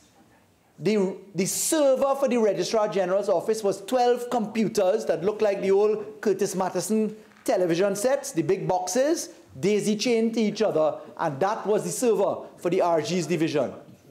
And what we did was to specifically go out and take the software up to date, and in getting the software up to date, we procured 2 new IT solutions. One, Axial is the name of the service provider that does the entire civil registry. They do births, deaths, etc., and they've done a brilliant job. Secondly, they won the aspects for the company's registry. That is to allow us to operationalize this law. We could do it right now, but that puts us on steroids. And the third thing that we did was to hire a specialist entity. Honorable AG, your initial 30 minutes has expired. Thank you. You have an additional 15. Clear to avail yourself? Yes, please. Proceed. Thank you. And what we did was to put out the RFP for a property business real estate solution. That contract is afoot now. It's an 11-month contract with 2 months into it. We're 9 months away, and let me tell Trinidad and Tobago what we are 9 months away from. On the company's registry, on the civil registry, and on the property registry, full integration, everything. You go on to a property, you will know the owner, you will have the geographic information system mapping, you will have the cadastrals, you'll have the title search, everything. But we went further. And here is where I want to again brag about the staff at the registry and the IT division in-house in the AG's office. We developed... Members, no, please, please, please. You have been going fine, right? Please. I can handle myself, Mr. Deputy Speaker. Thank you for your protection. It wasn't meant badly. Mr. Deputy Speaker, I was saying, what we did is to develop an in-house application for e-payment. And that e-payment is already in test phase. Law firms are already using our e-payment. And we will be in a position where you can register everything that you do at the registry, all services at the registry, online by e-payments. And we're going to do that in the next couple of months. We've drafted all of the laws, the financial instructions to have that done. Now, I heard the exhortation from a learned colleague for Oropouche West. And I know she's anxious, the honourable member, to see delivery. But I think she's just getting excited on the prospects of what's coming. I'll say it's coming soon. It's nearly there. But I'll tell you this. I think Trinidad and Tobago will be exhilarated at the thought of doing these things, Mr. Deputy Speaker, for the first time in the history of our country.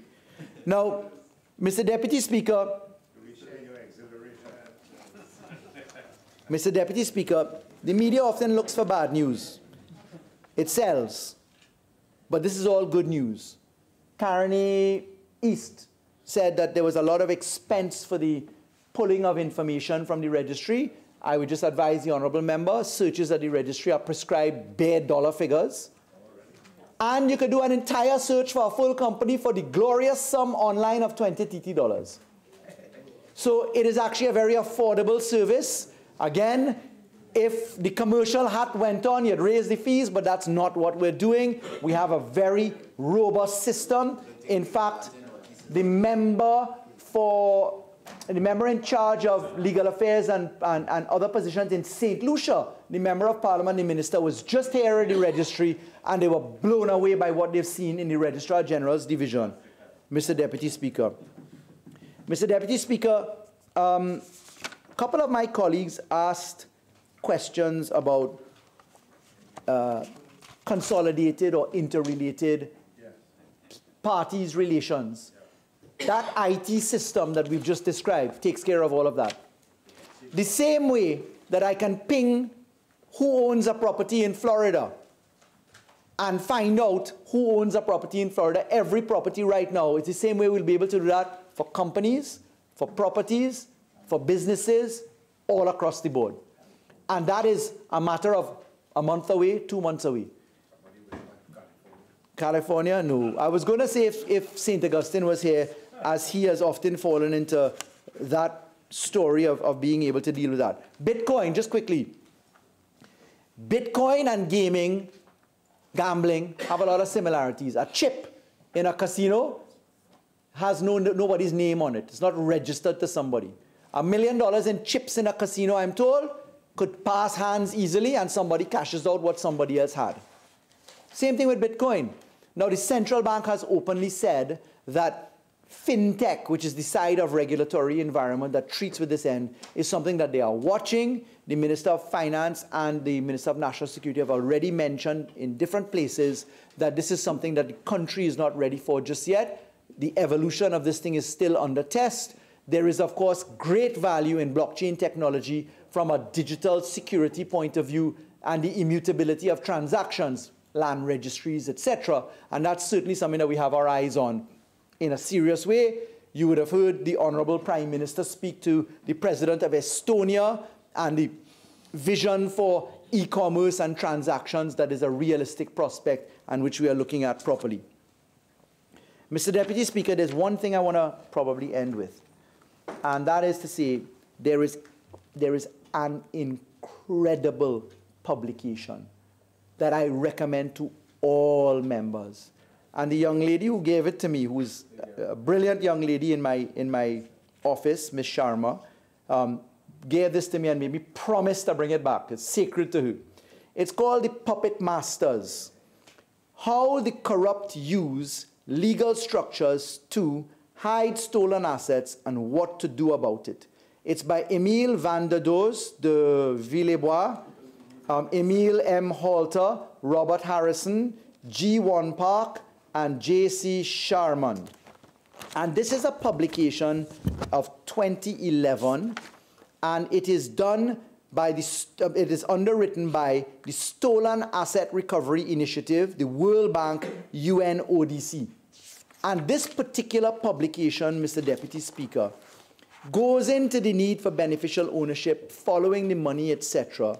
But, Mr. Deputy Speaker, it does, and I'm not going to offend this rule by speaking about a piece of litigation in a manner such as to prejudice it, but I will say that there's an entire position on case study number 9, the Piarco International Airport scandal. And in treating with that, they've gone into the abuse of corporate vehicles and how that mechanism was used in the US convictions that have long come and gone, people forfeited assets, etc.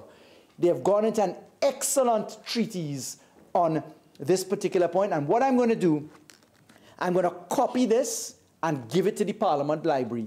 And I genuinely recommend that members have a look at this. It is something that I think is important to look at. Just for the record, Mr. Deputy Speaker, when honourable members talk about the ACIB, and I'd like to say, this government always intended under our watch that the ACIB should have no part of the Attorney General, and I'll tell you why. It is important that the spectre of political interference is not there. 1. 2, for the record, the ACIB in its original incarnation was born in 1999 under Ramesh Lawrence Maharaj. In 2002, it was formed into the Corruption Investigation Bureau, which became the Anti-Corruption Investigation Bureau. And the only Attorney General in the history of Trinidad and Tobago to fall into odium on an abuse of the ACIB was Anand Ramlogan. He stood on a platform waving Anna Deonarine's file with his stamps on it, dealing with a Range Rover issue. The DPP said publicly that that should never have happened. But I want to just say for the record, not a man opposite had a word to say then. Not a man opposite. Now, I've spent time opposite Chaguanas West. I learned a great deal from Chaguanas West when he was the leader of government business in the Senate, and I have great regard for my learned colleague, as he knows. But I'll tell you this, on this side, we are afraid to speak our mind. We're not afraid. And moving the ACIB wasn't just by VAPs or because the DPP had something to say about it. I'll tell you what it was. After having a commissioner of police come into the saddle who was upfront and prepared to do the job, after looking at a couple of my colleagues' faces opposite, let me not single them out today, but there were members opposite who wanted to support Commissioner Griffith's nomination but couldn't because of the direction of Siparia, who did not want that particular position. And when we came down to the vote, the members opposite couldn't say yes. Don't worry, Mr. Deputy Speaker, I got it. So I'm saying it was in getting a robust commissioner of police, an independent person. Because I say of Commissioner Griffith something that I'll say publicly now. You don't graduate from Sandhurst by mistake. That's how I categorize Commissioner Griffith from my perspective of him. And I first met Commissioner Griffith opposite me in the Senate, as many members who in the Senate would know, and had great regard for the good gentleman in his capacity then. But I want to say this. It was because in doing the work in the CFATIF arena, we recognized that Trinidad and Tobago needed a financial investigation division. Minister Young and I, both with Minister Dillon sitting previously, urged Commissioner Williams to marry the FIB, the Financial Investigation Branch, the Fraud Squad, Cybercrime, and the ACIB into one division called the Financial Investigation Division. Why? When you look at the statistics for money laundering, etc., they're paltry because nobody's looking at the left hand what the Fraud Squad is doing versus money laundering. And we made a recommendation which Commissioner Griffith picked up and ran with. Perhaps Mr. Killer was speaking about him. He picked it up and he ran with that idea of a Financial Investigation Division. And that is how this government did the right thing by saying the ACIB will return to the Commissioner of Police. So there was one other point I think Carney East raised, which is the fact that we don't seem to have investigations from public companies coming to the fore. The one that stands out for me is the IPO issue in FCB.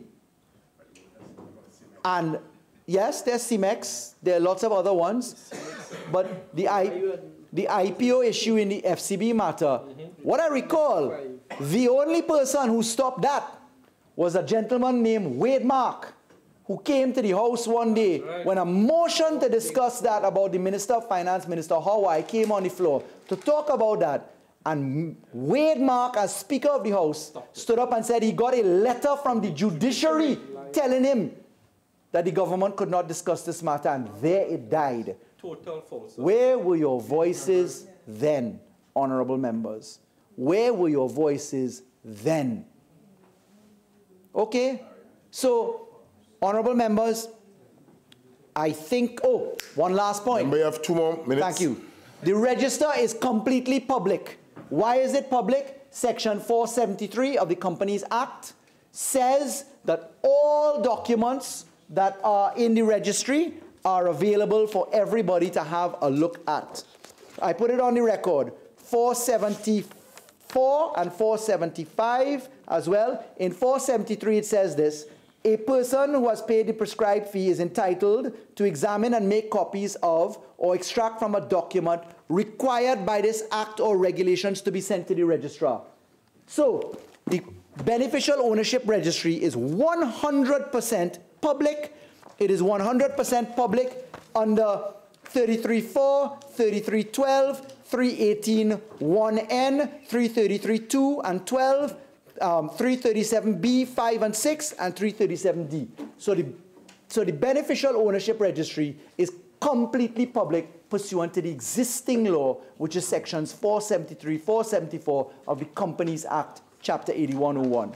Mr. Deputy Speaker, I think I have answered all the issues. I look forward to any further questions that may come in the committee stage if there are any, and I beg to move.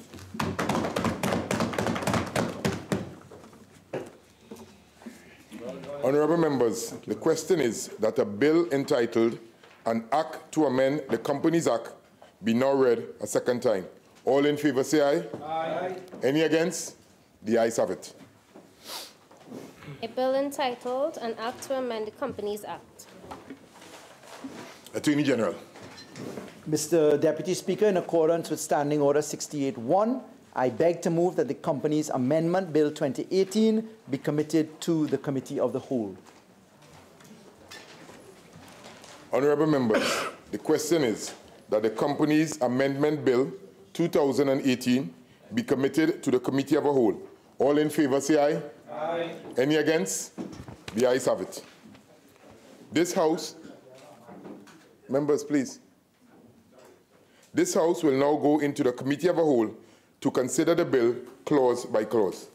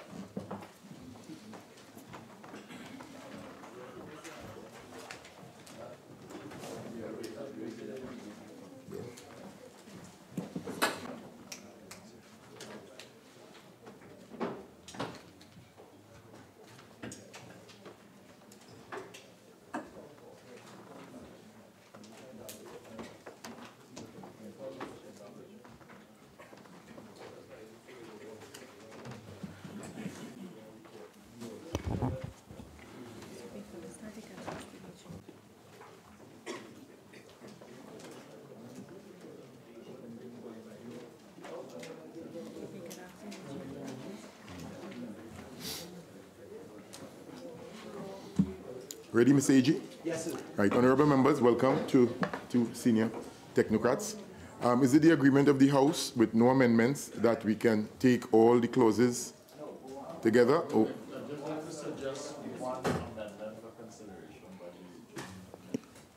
For which particular clause?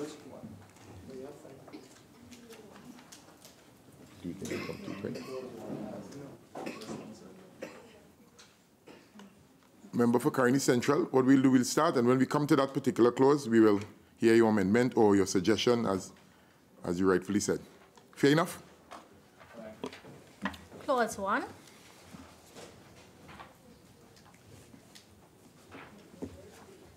The question is that clause 1 now stand part of the bill?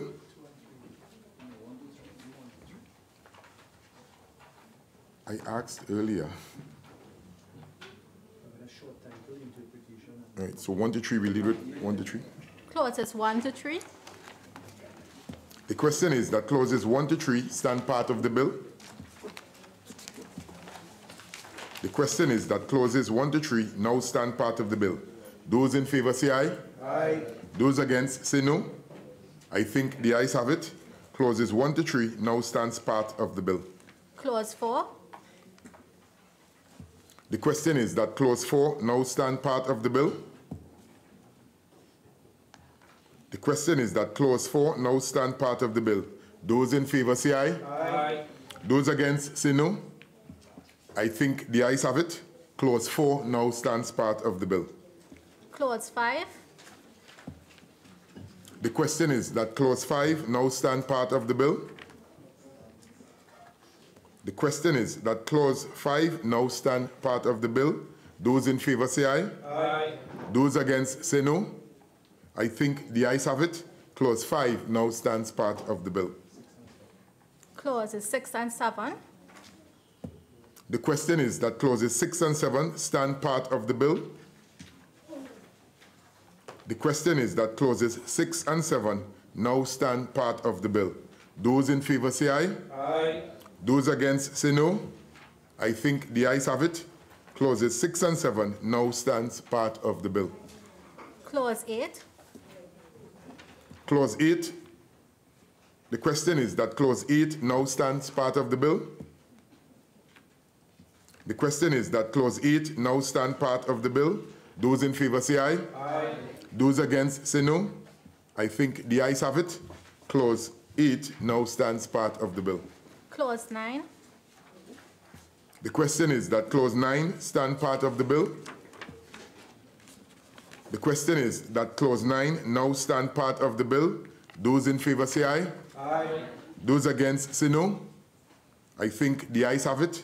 Clause 9 now stands part of the bill. Clause 10.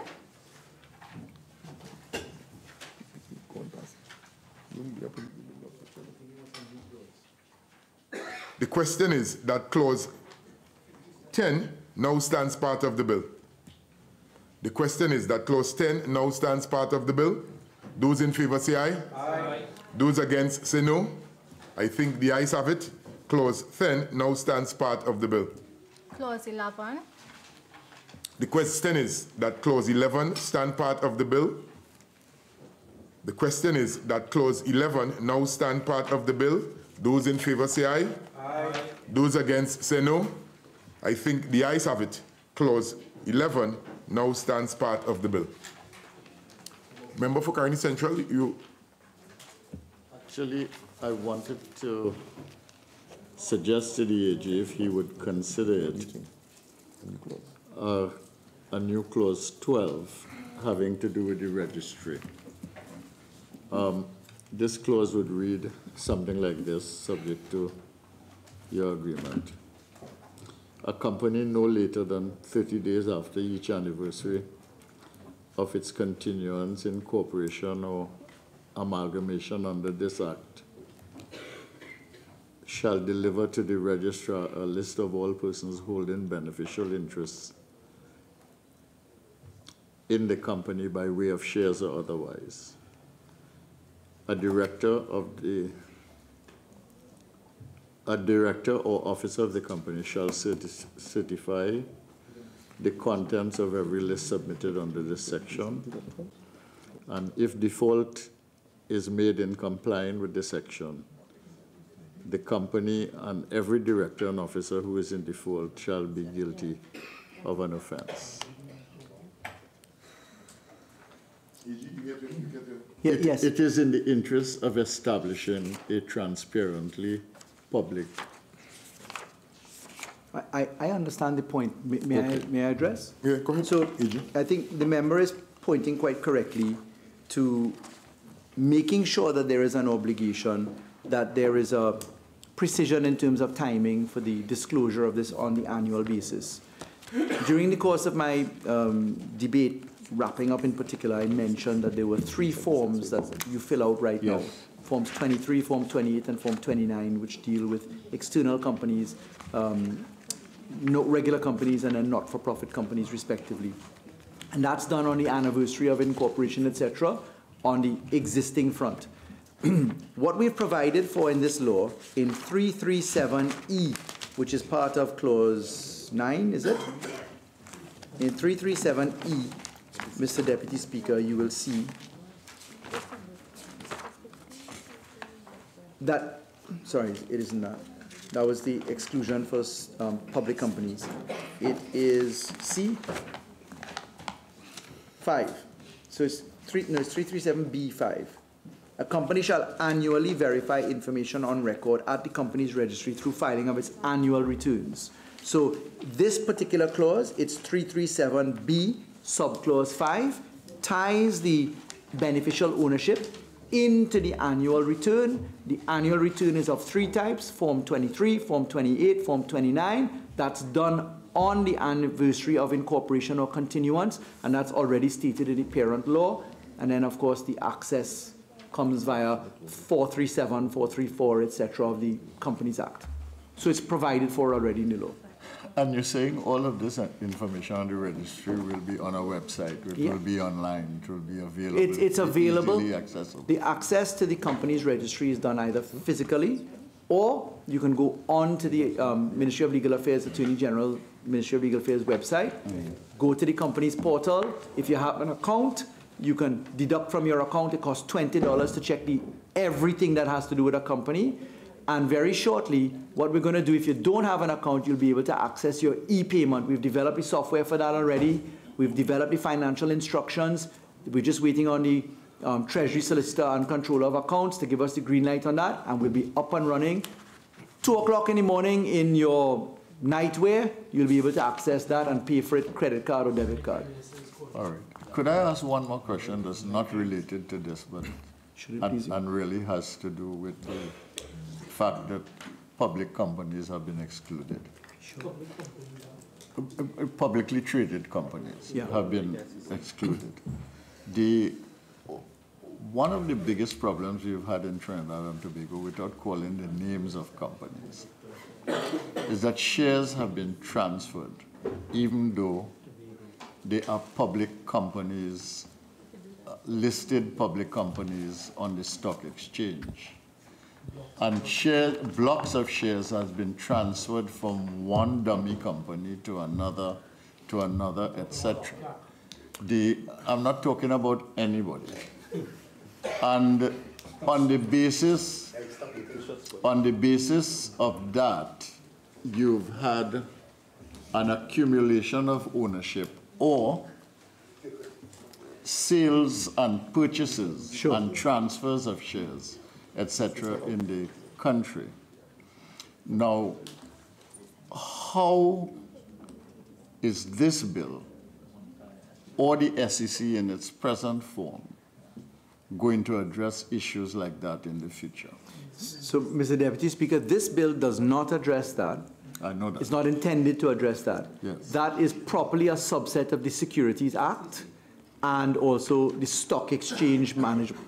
Stock exchange is not pursuant to legislation, as I know you're aware, but the Securities Act treats with that, and whether that offends the rules as to market manipulation, etc., is where that goes. So I think that that is something that will continue along its path. It's something we're paying attention to, obviously, but we're obviously driven by what the stakeholders in the industry have to say on that. But it's come within square attention. But this bill is not intended to capture that, nor should it. All right, I'm okay. I want to ask a question. When the Honourable Member of Port of Spain North, St. Anne's West was debating, he had mentioned how easy it is to incorporate a company. And I was wondering why steps in these amendments, that you all didn't bring amendments to sort of make it a bit more difficult. Sure. Mr. Deputy Speaker, we're fighting something called the ease of doing business. And the ease of doing business for companies, ideally it's intended that they should be able to do a company registration in a day. 3 days is where other people do it. So the entire world and what Trinidad and Tobago and under your government also committed to the reverse. What you want is to make sure that you have scrutiny and that it's done properly. Now, the Registrar General is just a record keeper. In telling the country what we were saying about our IT developments, that's where the inspectors get it, the FIU, the FIB, law enforcement, and the public. That's where the whistleblowing legislation, campaign finance, public procurement, there are lots of articulating pieces of law that will use this public registry for the right purposes. But the RG, the Registrar General, is not intended to be anything other than, does it meet registrable form or not? Okay, members. Honourable members, the question is that the bill be now reported to the House. Those in favour say aye. Aye. Those against say no. I think the ayes have it. The House will now resume.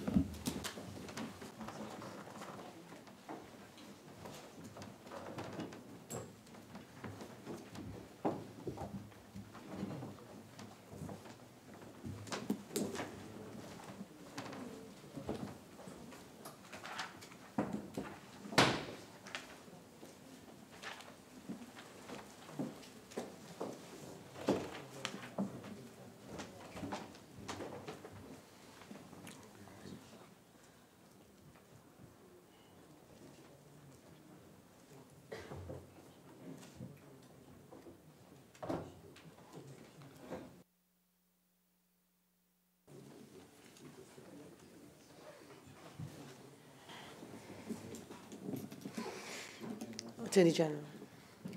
Much obliged, ma'am, as I welcome you back. Madam Speaker, I wish to report that the Companies Amendment Bill 2018 was considered in Committee of the Whole and approved without amendments. I now beg to move that the House agree with the committee's report. Honourable members, the question is that this House agree with the committee's report on the Companies Amendment Bill 2018. All in favour say aye. Aye. Any against? The ayes have it. Attorney General. Madam Speaker, I beg to move that a bill entitled An Act to Amend the Companies Act be forthwith read a third time and passed. Honourable members, the question is that a bill entitled An Act to Amend the Companies Act be forthwith read a third time and passed. All in favour say aye. Aye. Any against? The ayes have it. A bill entitled An Act to Amend the Companies Act.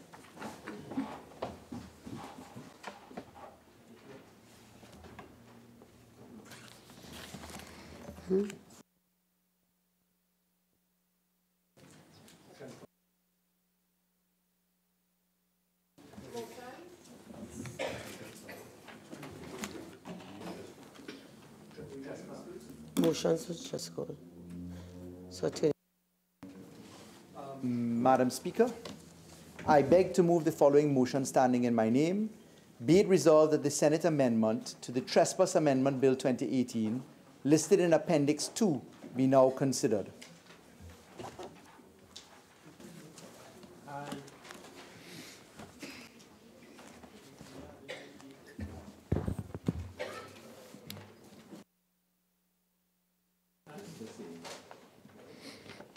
Honourable members, the question is that the Senate amendments to the Trespass Amendment Bill 2018, listed in Appendix 2, be now considered. All in favour say aye. Aye. Any against? The ayes have it. Clause 5. Delete paragraph A and substitute the following. A. Deleting the words in the night time. Attorney General. Madam Speaker, this amendment is really just to correct something that is very simple. Instead of deleting the entire definition of nighttime, we intend only to delete the words in the nighttime. And what we're doing is therefore keeping it in certain parts of the Parent Act and removing it in other parts. And therefore, I recommend and beg to move. Honourable members, the question is that the House agree with the Senate in the amendment to Clause 5 of the Trespass Amendment Bill 2018. Attorney General. Madam Speaker, I beg to move. Honourable members, the question is that the House agree with the Senate in amendments to Clause 5 of the bill, the Trespass Amendment Bill 2018. All in favour say aye. Aye. Any against? The ayes have it.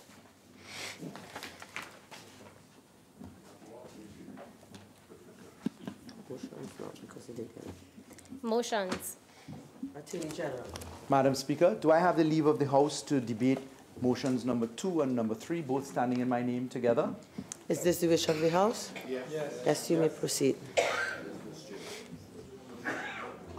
Madam Speaker, I beg to move the following motions standing in my name. The first being motion number 2, the Economic Sanctions implementation of the United Nations Resolution on the Democratic People's Republic of Korea Order 2018, which motion reads, whereas by Section 4 of the Economic Sanctions Act, Chapter 8105, the Act, the President may, for the purpose of implementing a decision, resolution, or recommendation by a regional or an international organization of states or association of states of which Trinidad and Tobago is a member, that calls on its members to take economic measures against a foreign state, make an order with respect to A, the restriction or prohibition of any of the activities referred to in Section 5 in relation to a foreign state, B, the seizing, freezing, or sequestration in the manner set out in the order any property situated in Trinidad and Tobago that is held by or on behalf of 1, a foreign state, 2, a person in that foreign state, or 3, a national of that foreign state, and who does not ordinarily reside in Trinidad and Tobago, C, the exclusion of any person, property, goods, technical data, services, transactions, ships or aircraft of any class thereof, from the application of the order. And whereas the United Nations Security Council has issued resolutions requiring members of the United Nations to impose economic sanctions against the Democratic People's Republic of Korea, including resolutions 1718, 2006, 1874, 2009, 1928, 2010, 1985, 2011, 2050, 2012, 2087, 2013, 2094, 2013, 2141, 2014, 2207, 2015, 2270, 2016, 2276, 2016, 2321, 2016, 2345, 2017, 2356, 2017, 2371, 2017, 2375, 2017, 2397, 2017, and 2407, 2018. And whereas the aforementioned resolutions require countries to freeze without delay the funds and other assets of, and to ensure that no funds or other assets are made available directly or indirectly to or for the benefit of any person or entity designated by or under the authority of the United Nations Security Council under Chapter 7 of the Charter of the United Nations. And whereas the President, by legal notice number 184 of the 14th December 2018, signed the Economic Sanctions Implementation of United Nations Resolution on the Democratic People's Republic of Korea Order 2018, the order.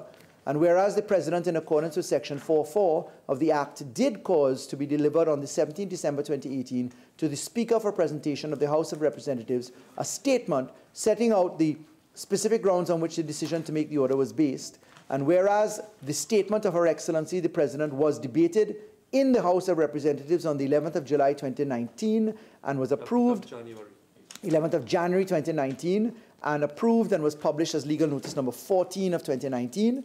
And whereas Section 4.3 of the Act provides that subject to Section 4.5, an order made under Section 4.1 shall, unless previously revoked, remain in force for 3 months. And whereas Section 4.5 of the Act provides that before the expiration of the order made under Section 4.3, the order may be extended either indefinitely or for a specified period by a resolution supported by a simple majority of the vote of the House of Representatives. And whereas it has become necessary to extend the life of the order until such time as it is revoked, be it resolved that the order shall remain in force until such time as it is revoked. This, Madam Speaker, I beg to move in addition with the other motion number 3 standing in my name, which is the Economic Sanctions Implementation of United Nations Resolution on the Islamic Republic of Iran, Order 2018, which order reads as follows. Whereas by Section 4 of the Economic Sanctions Act, Chapter 8105, the Act, the President may, for the purpose of implementing a decision, resolution, or recommendation by a regional or an international organization of states or association of states of which Trinidad and Tobago is a member, that calls on its members to take economic measures against the foreign state, make an order with respect to A, the restriction or prohibition of any of the activities referred to in Section 5 in relation to a foreign state, B, the seizing or freezing or sequestration in the manner set out in the order any property situated in Trinidad and Tobago that is held by or on behalf of 1, a foreign state, 2, a person in that foreign state, or 3, a national of that foreign state who does not ordinarily reside in Trinidad and Tobago, C, the exclusion of any person's property, goods, technical data, services, transactions, ships or aircraft, or any class thereof from the application of the order.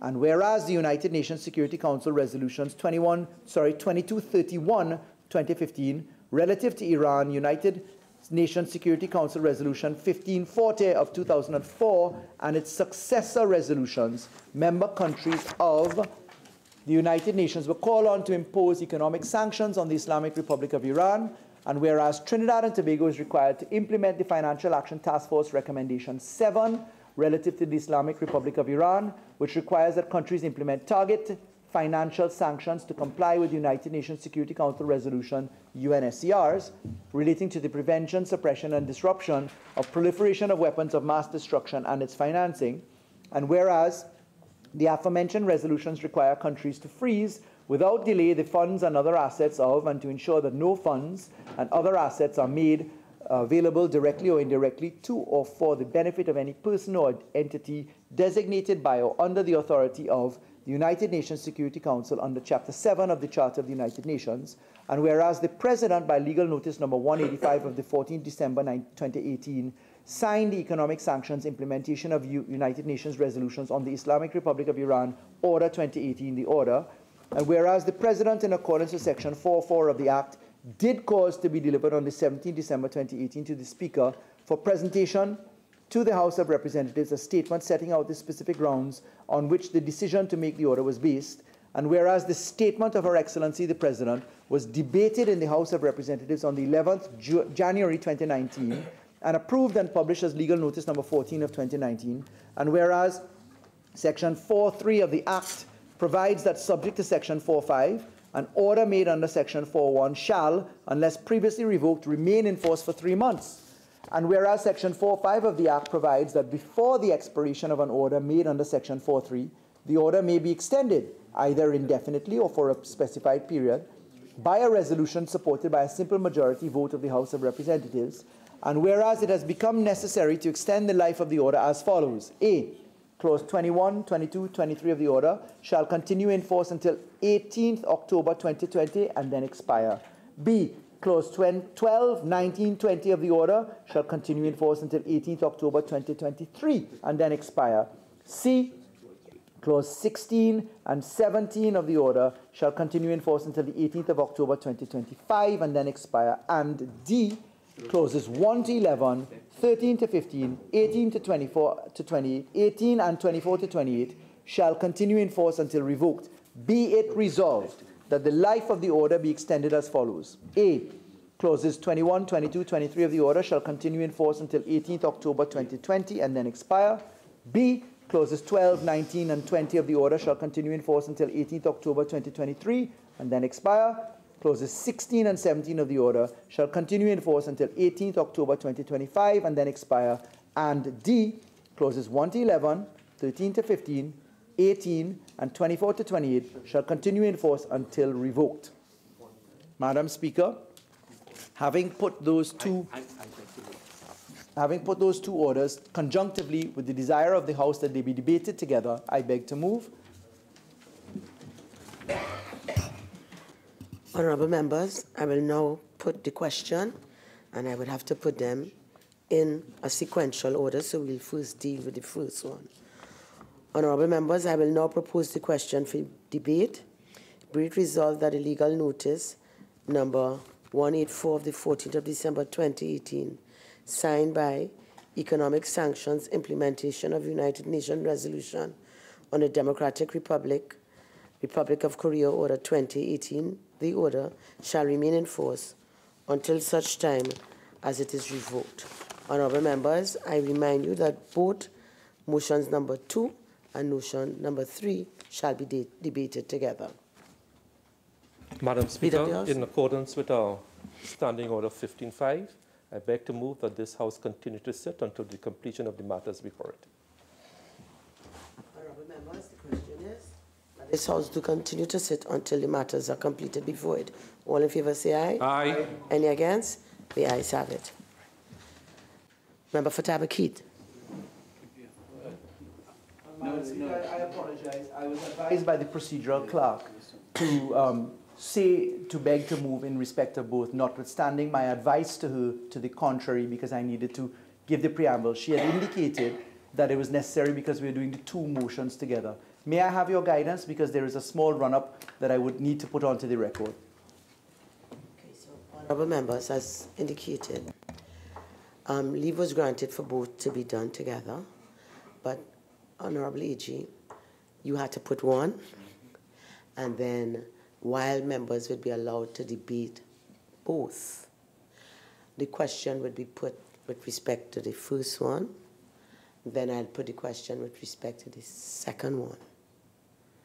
Okay? And then the resolutions would be passed with each one in sequential order. Okay? For your guidance. So I've already put the question in respect to the first order, which is the Korea one. So that the debate, while it will be allowed with respect to both, what the resolution, the question is on one, and the resolution will be on one, and then we will deal with the other one. I'm sorry, I asked a direct question, Madam Speaker, about being able to pilot them. I was advised by the procedural clerk to do it this way, and I took the advice because the procedural clerk is your procedural clerk and the House's procedural clerk. So I just want to know at what point you will permit me to pilot the two together insofar as they're done together. What has happened, Attorney General, as I indicated, the House gave leave for both to be debated together, but in putting the question I could only put the question in respect to motion number 2, which I have done. In the debate, the members can speak to the 2. I will then ask that the motion number 2 be passed. I will call upon you. You will then read motion number 3 into the record.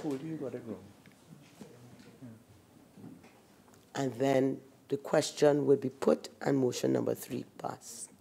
Okay? So, sorry, I'm no clearer. When may I be permitted to pilot the 2 motions, Madam Speaker? Well, what should have happened is, and that's precisely the point. When you stood up and you spoke, you said you begged to move. Okay. All right. You said you begged to move. Member for Tabakit. Thank you, Madam Speaker. Madam Speaker, this matter that we are debating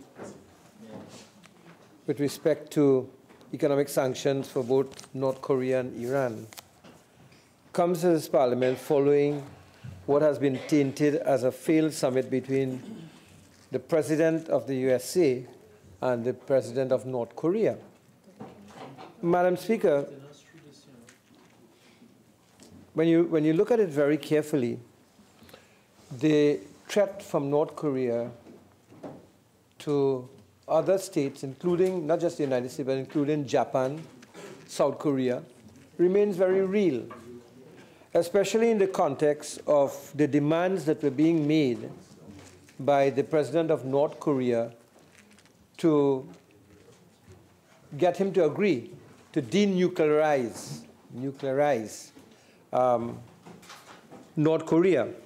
And of course, his demands being such that all economic sanctions be removed. The President of the USA, of course, diplomatically walked away from it.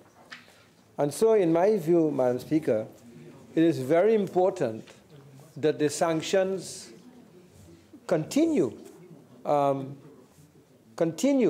against North Korea, because a threat to the U.S. is not just a threat to the U.S., it's a threat to world peace.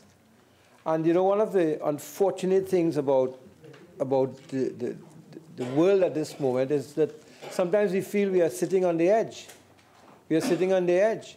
You know, the way nations are at war, whether in open conflict or otherwise, but you know, wars are going on that threaten, you know, peaceful existence of other human beings. And you cannot just have leaders of countries who just want to do what they want without recognition of the rights of others, whether it be the President of the United States or whether it be, you know, the President of North Korea. And therefore, it remains for the rest of the world not to have a silent voice and not to be a mere spectator to what is going on. You know, very often we think that countries like Trinidad and Tobago cannot punch above its weight and have an influence. But we have proven otherwise with the International Criminal Court on several occasions in the past. You know, Trinidad and Tobago has stood up and made its position, you know, very, very clear, and has been noted by the world. But, you know, Madam Speaker, in speaking about this, again, I wish to reiterate, like I did on the last occasion, about the dangers of terrorism and the nature of terrorism sweeping into our own space. Now, in that regard, you know, I heard the Minister of National Security, the Honourable Member for Port-au-Prince North, commenting on the travel advisory that referred to terrorism that was issued by the United States of America, and indicated that there was virtually no difference between the travel advisory of February 22nd, 2018 and March 6, 2019.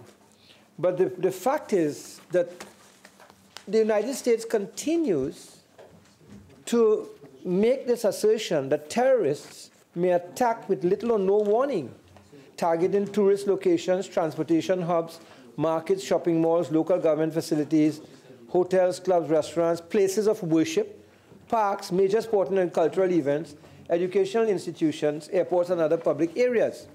Now, it will be very nice of the authorities in the United States of America to tell us on what kind of information they are basing this kind of assertion. I know the minister said that he was speaking to the United States Embassy about it.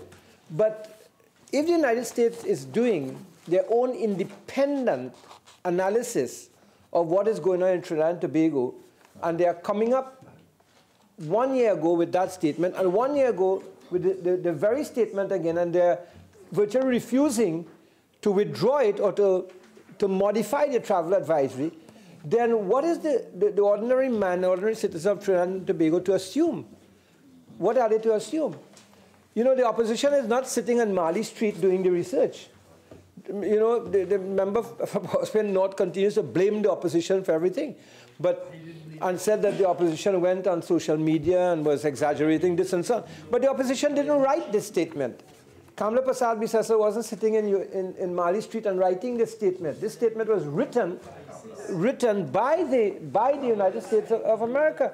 And the reality is that you and I know that the intelligence officers from the US are all over Trinidad at various points in time doing different things. One wonders whether the story about them being in Maruga, what are they really doing in Maruga? Are they doing social work, or are they doing intelligence work with respect to what is happening between Venezuela and Trinidad?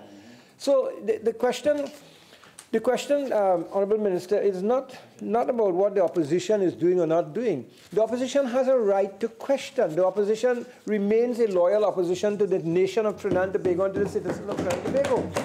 And that loyalty requires us to ask questions on behalf of the people. And if another country is claiming this kind of state of affairs and advising its citizens as such, then obviously, we have to ask a question on what information are they basing this. Because you cannot ignore the fact that people in Trinidad and Tobago, right, have actually admitted that they recruited people to go and fight for ISIS. They actually recruited people. It is factual now that there are people who are locked up in jails and they have been deemed terrorists, right? I'm very happy to note the work of the Commissioner of Police and his new intelligence unit and so on in trying to dig up intelligence and to be proactive in terms of what they're doing. Now, I have always said, and my parliamentary records are there to show it, that we needed in this country an operational commissioner of police. And in Gary Griffith, Commissioner, we have gotten such a commissioner, an operational commissioner. And that's what the country needs. Leadership at different times requires a different kind of style. Leadership is a function of the situation, and the function of the situation requires a person of the caliber of Gary Griffith, and he ought to be commended. He ought to be commended for what he's doing. You know, Gary Griffith was a trusted person in the People's Partnership to be elevated to the position of Minister of National Security, because we knew of his capability. Madam Speaker, I would not go into that incident or those incidents. I am concerned about the performance of the individual, and it's above par, and he's doing an excellent job. But Madam Speaker, the reality of this situation is that North Korea continues by its behavior to pose a problem. In fact, we are now being told that following the failed meeting, that other things have begun to happen, and that North Korea suddenly appears to be rebuilding a key long-range rocket test site it promised to scrap in a possible sign of its displeasure over the collapse of nuclear talks at that second summit. And in fact, it is the Center for Strategic and International Studies and the 38th North think tank that separately issued reports citing commercial satellite imagery showing that North Korea had restored part of the Sohae satellite launching station, which it began to dismantle after pledging to do so at President Kim's first summit with Trump last June. Now, I think that is important, because the Sohae facility which is also known by the name of location Tongchang-ri, is the site from which they launched satellites in 2012 and 2016. And it is also the site of a test stand that the North has used to fire some of its most powerful rocket engines on the ground. So that North Korea, by its behavior following the failed summit, continues to be a threat to countries with whom the US who have allies in terms of Japan and also South Korea. And in fact, the president himself of Japan has been very clear in terms of the position that Trump took at the meeting with North Korea. In fact, everyone wants to improve their relations with North Korea, Japan also, and of course, China. But it seems to be getting more and more difficult. So, Madam Speaker, there is no question in my mind that the opposition has to support and will support in the interest of world peace, in the interest of dealing with terrorism across the globe, and here in Trinidad and Tobago also. Speaking about terrorism, we heard that the carnival was shut down at a particular hour and the music trucks were stopped because of possible disruption of the carnival. I think the population would have loved to know what was the source of that information. Because, there's a lot of speculation that that was something that was just contrived at the moment. It was a public relations gimmick. I don't think it was a public relations gimmick. I have faith in the words of the Commissioner of Police, but I would think that the Commissioner of Police maybe want to say to the people that this is where the source of the information came from. You see, we cannot continue to live in this country with fear. We cannot continue to live with fear. And I think that is something that is crippling this country. I do not know if people really understand the crisis that exists in this country because of the nature of the criminal situation and the threat of terrorists, especially when it's being endorsed in a statement by the United States. Again, I repeat, the United States cannot continue to make such a statement unless they have credible evidence of doing so. If they don't have credible evidence, then what they are doing is threatening their own, the perception of their integrity, right? Or is this continued reaction of the US some slap in the face for Trinidad and Tobago in terms of how the government of Trinidad and Tobago has sought to treat with Venezuela and Maduro? One has to ask all of these questions. Where is the United States getting the information that causes them to write in these very strong terms? So don't blame the opposition and say the opposition is going on social media and doing X, Y, and Z. Deal with the source of the problem. Deal with it. If it means you go to Washington and talk to Washington, go to Washington and talk to Washington about it and clarify for the people of Trinidad and Tobago. So, Madam Speaker, we are fully in support of what is before the House. And with those few words, I thank you very much. Attorney General. I must ask, what am I to wrap up to, Madam Speaker? Which one of the motions? Can I just confirm for the record that both motions were put for debate? Attorney General, both motions were put for the debate. So did you answer both motions? They spoke to both motions. You will now wrap up on both. I will then put the question with respect to the first one. And then we would vote. And you would read into the record the third motion again. I would then just put the question and we would vote. I believe we have a procedure by which we are guided. Thank you, Madam Speaker. That is to debate both motions separately for the record. And in any event, it has happened. Madam Speaker, with respect to the first motion, as you have put that question to the table, that's motion number 2, I beg to move. Honourable members, the question is, be it resolved that the order shall remain in force until the time as it is revoked. All in favour say aye. Aye. Any against? I think the ayes have it. Attorney General. We have already read motion number 3 into the record. I beg to move. Honourable members, the question is, be it resolved that the life of the order be extended as follows. A, clauses 21, 22, and 23 of the order shall continue in force until the 18th of October 2020 and then expire. Clauses 12, 19, and 20 of the order shall continue in force until the 18th of October 2023 and then expire.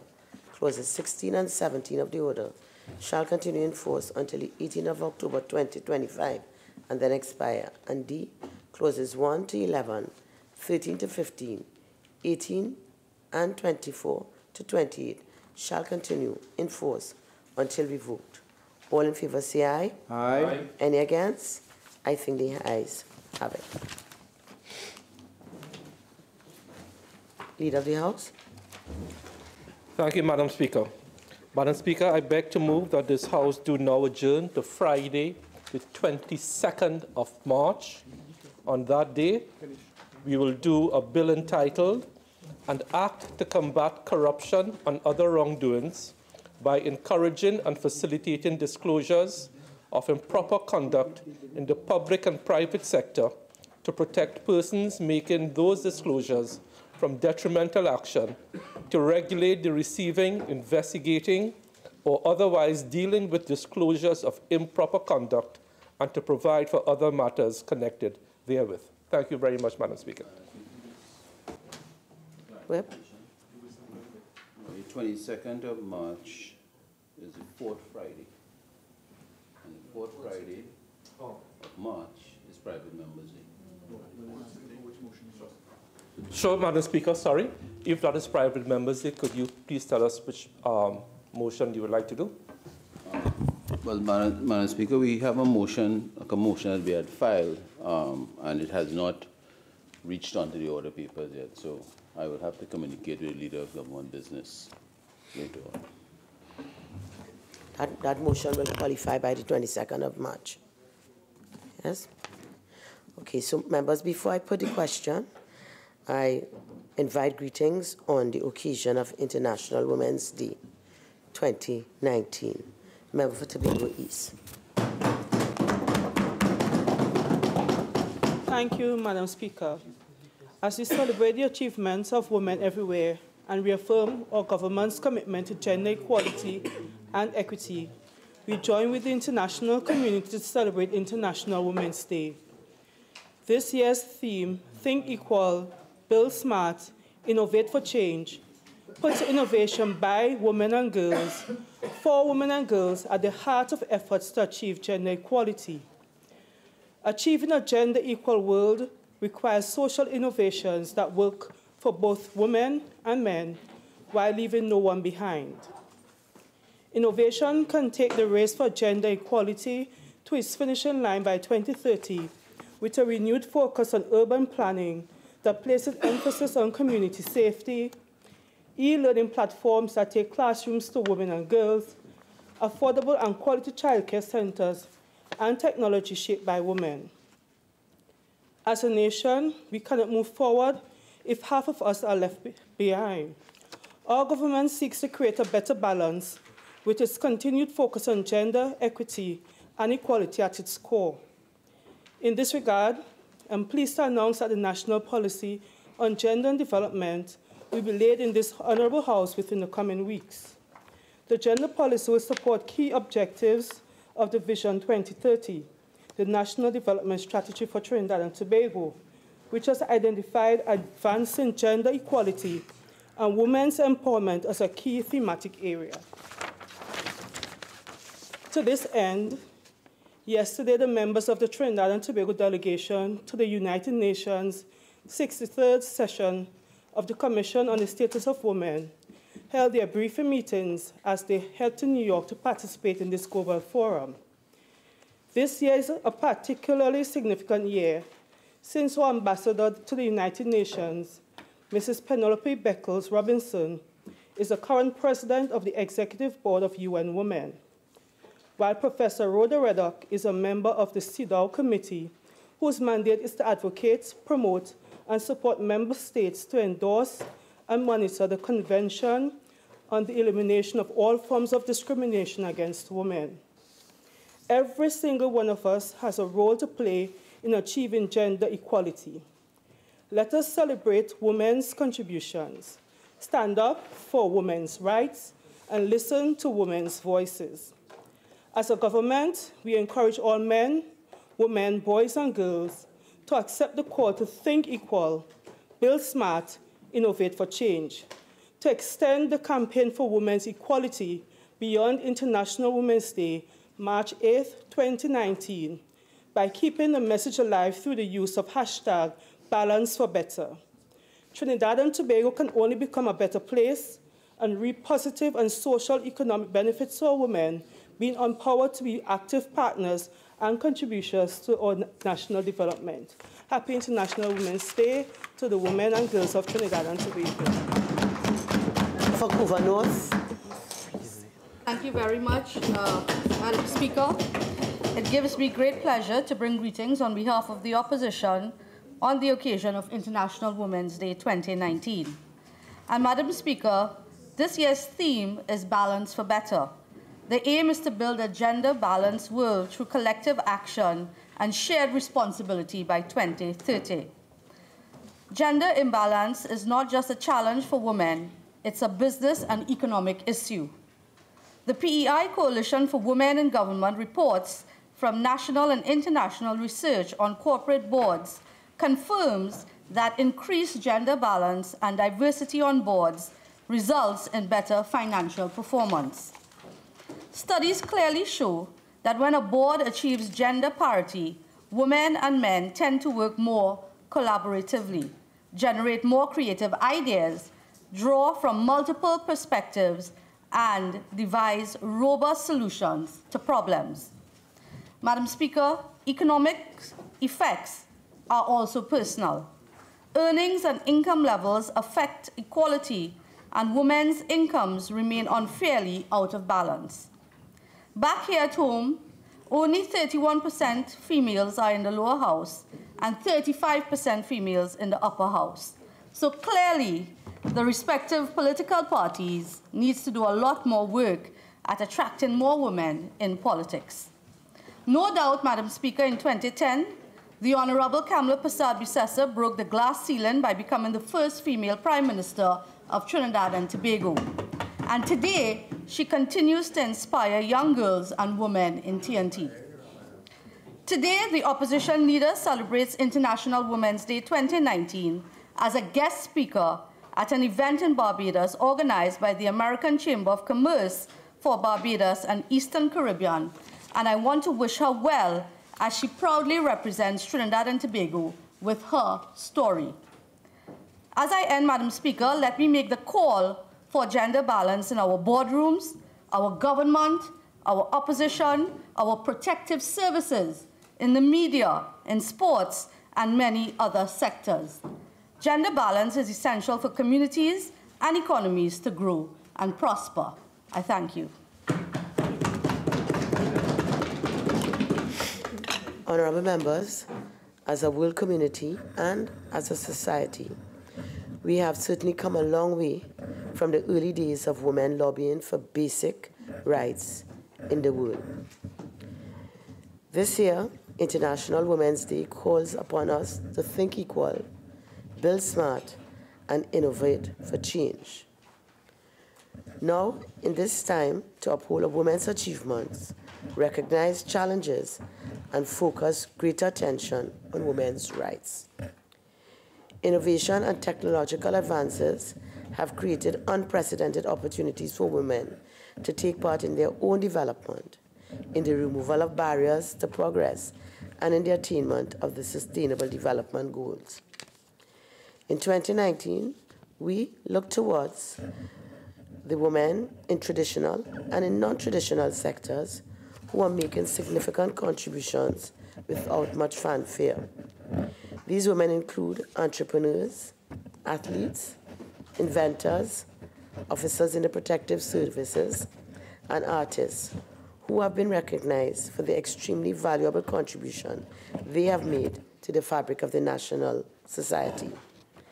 As part of the Parliament of Trinidad and Tobago's initiative to celebrate International Women's Day, the Parliament channel has interviewed women who have made a difference in traditional and non-traditional roles and who continue to break barriers, all while serving as an inspiration to others. A few of the women you will see featured on the Parliament channel, which in the next few days include not only politicians, but chefs, scientists, skilled workers, entrepreneurs in various fields, and community activists. Every day, these women and so many others in our society defy the odds, overcome challenges, and rise above their circumstances to become exemplars of our two national watchwords of discipline and production. Today, let us reaffirm our commitment to women's rights and move forward with courage and determination towards the goal of achieving gender equality.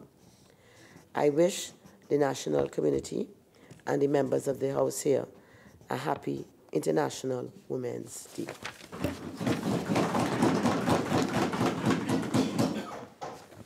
Honorable members, the question is that this House do now adjourn to Friday, the 22nd of March, 2019 at 1:30 p.m. All in favor say aye. Aye. Any against? The ayes have it. This House now stands adjourned to Friday, 22nd of March, 2019 at 1:30 p.m.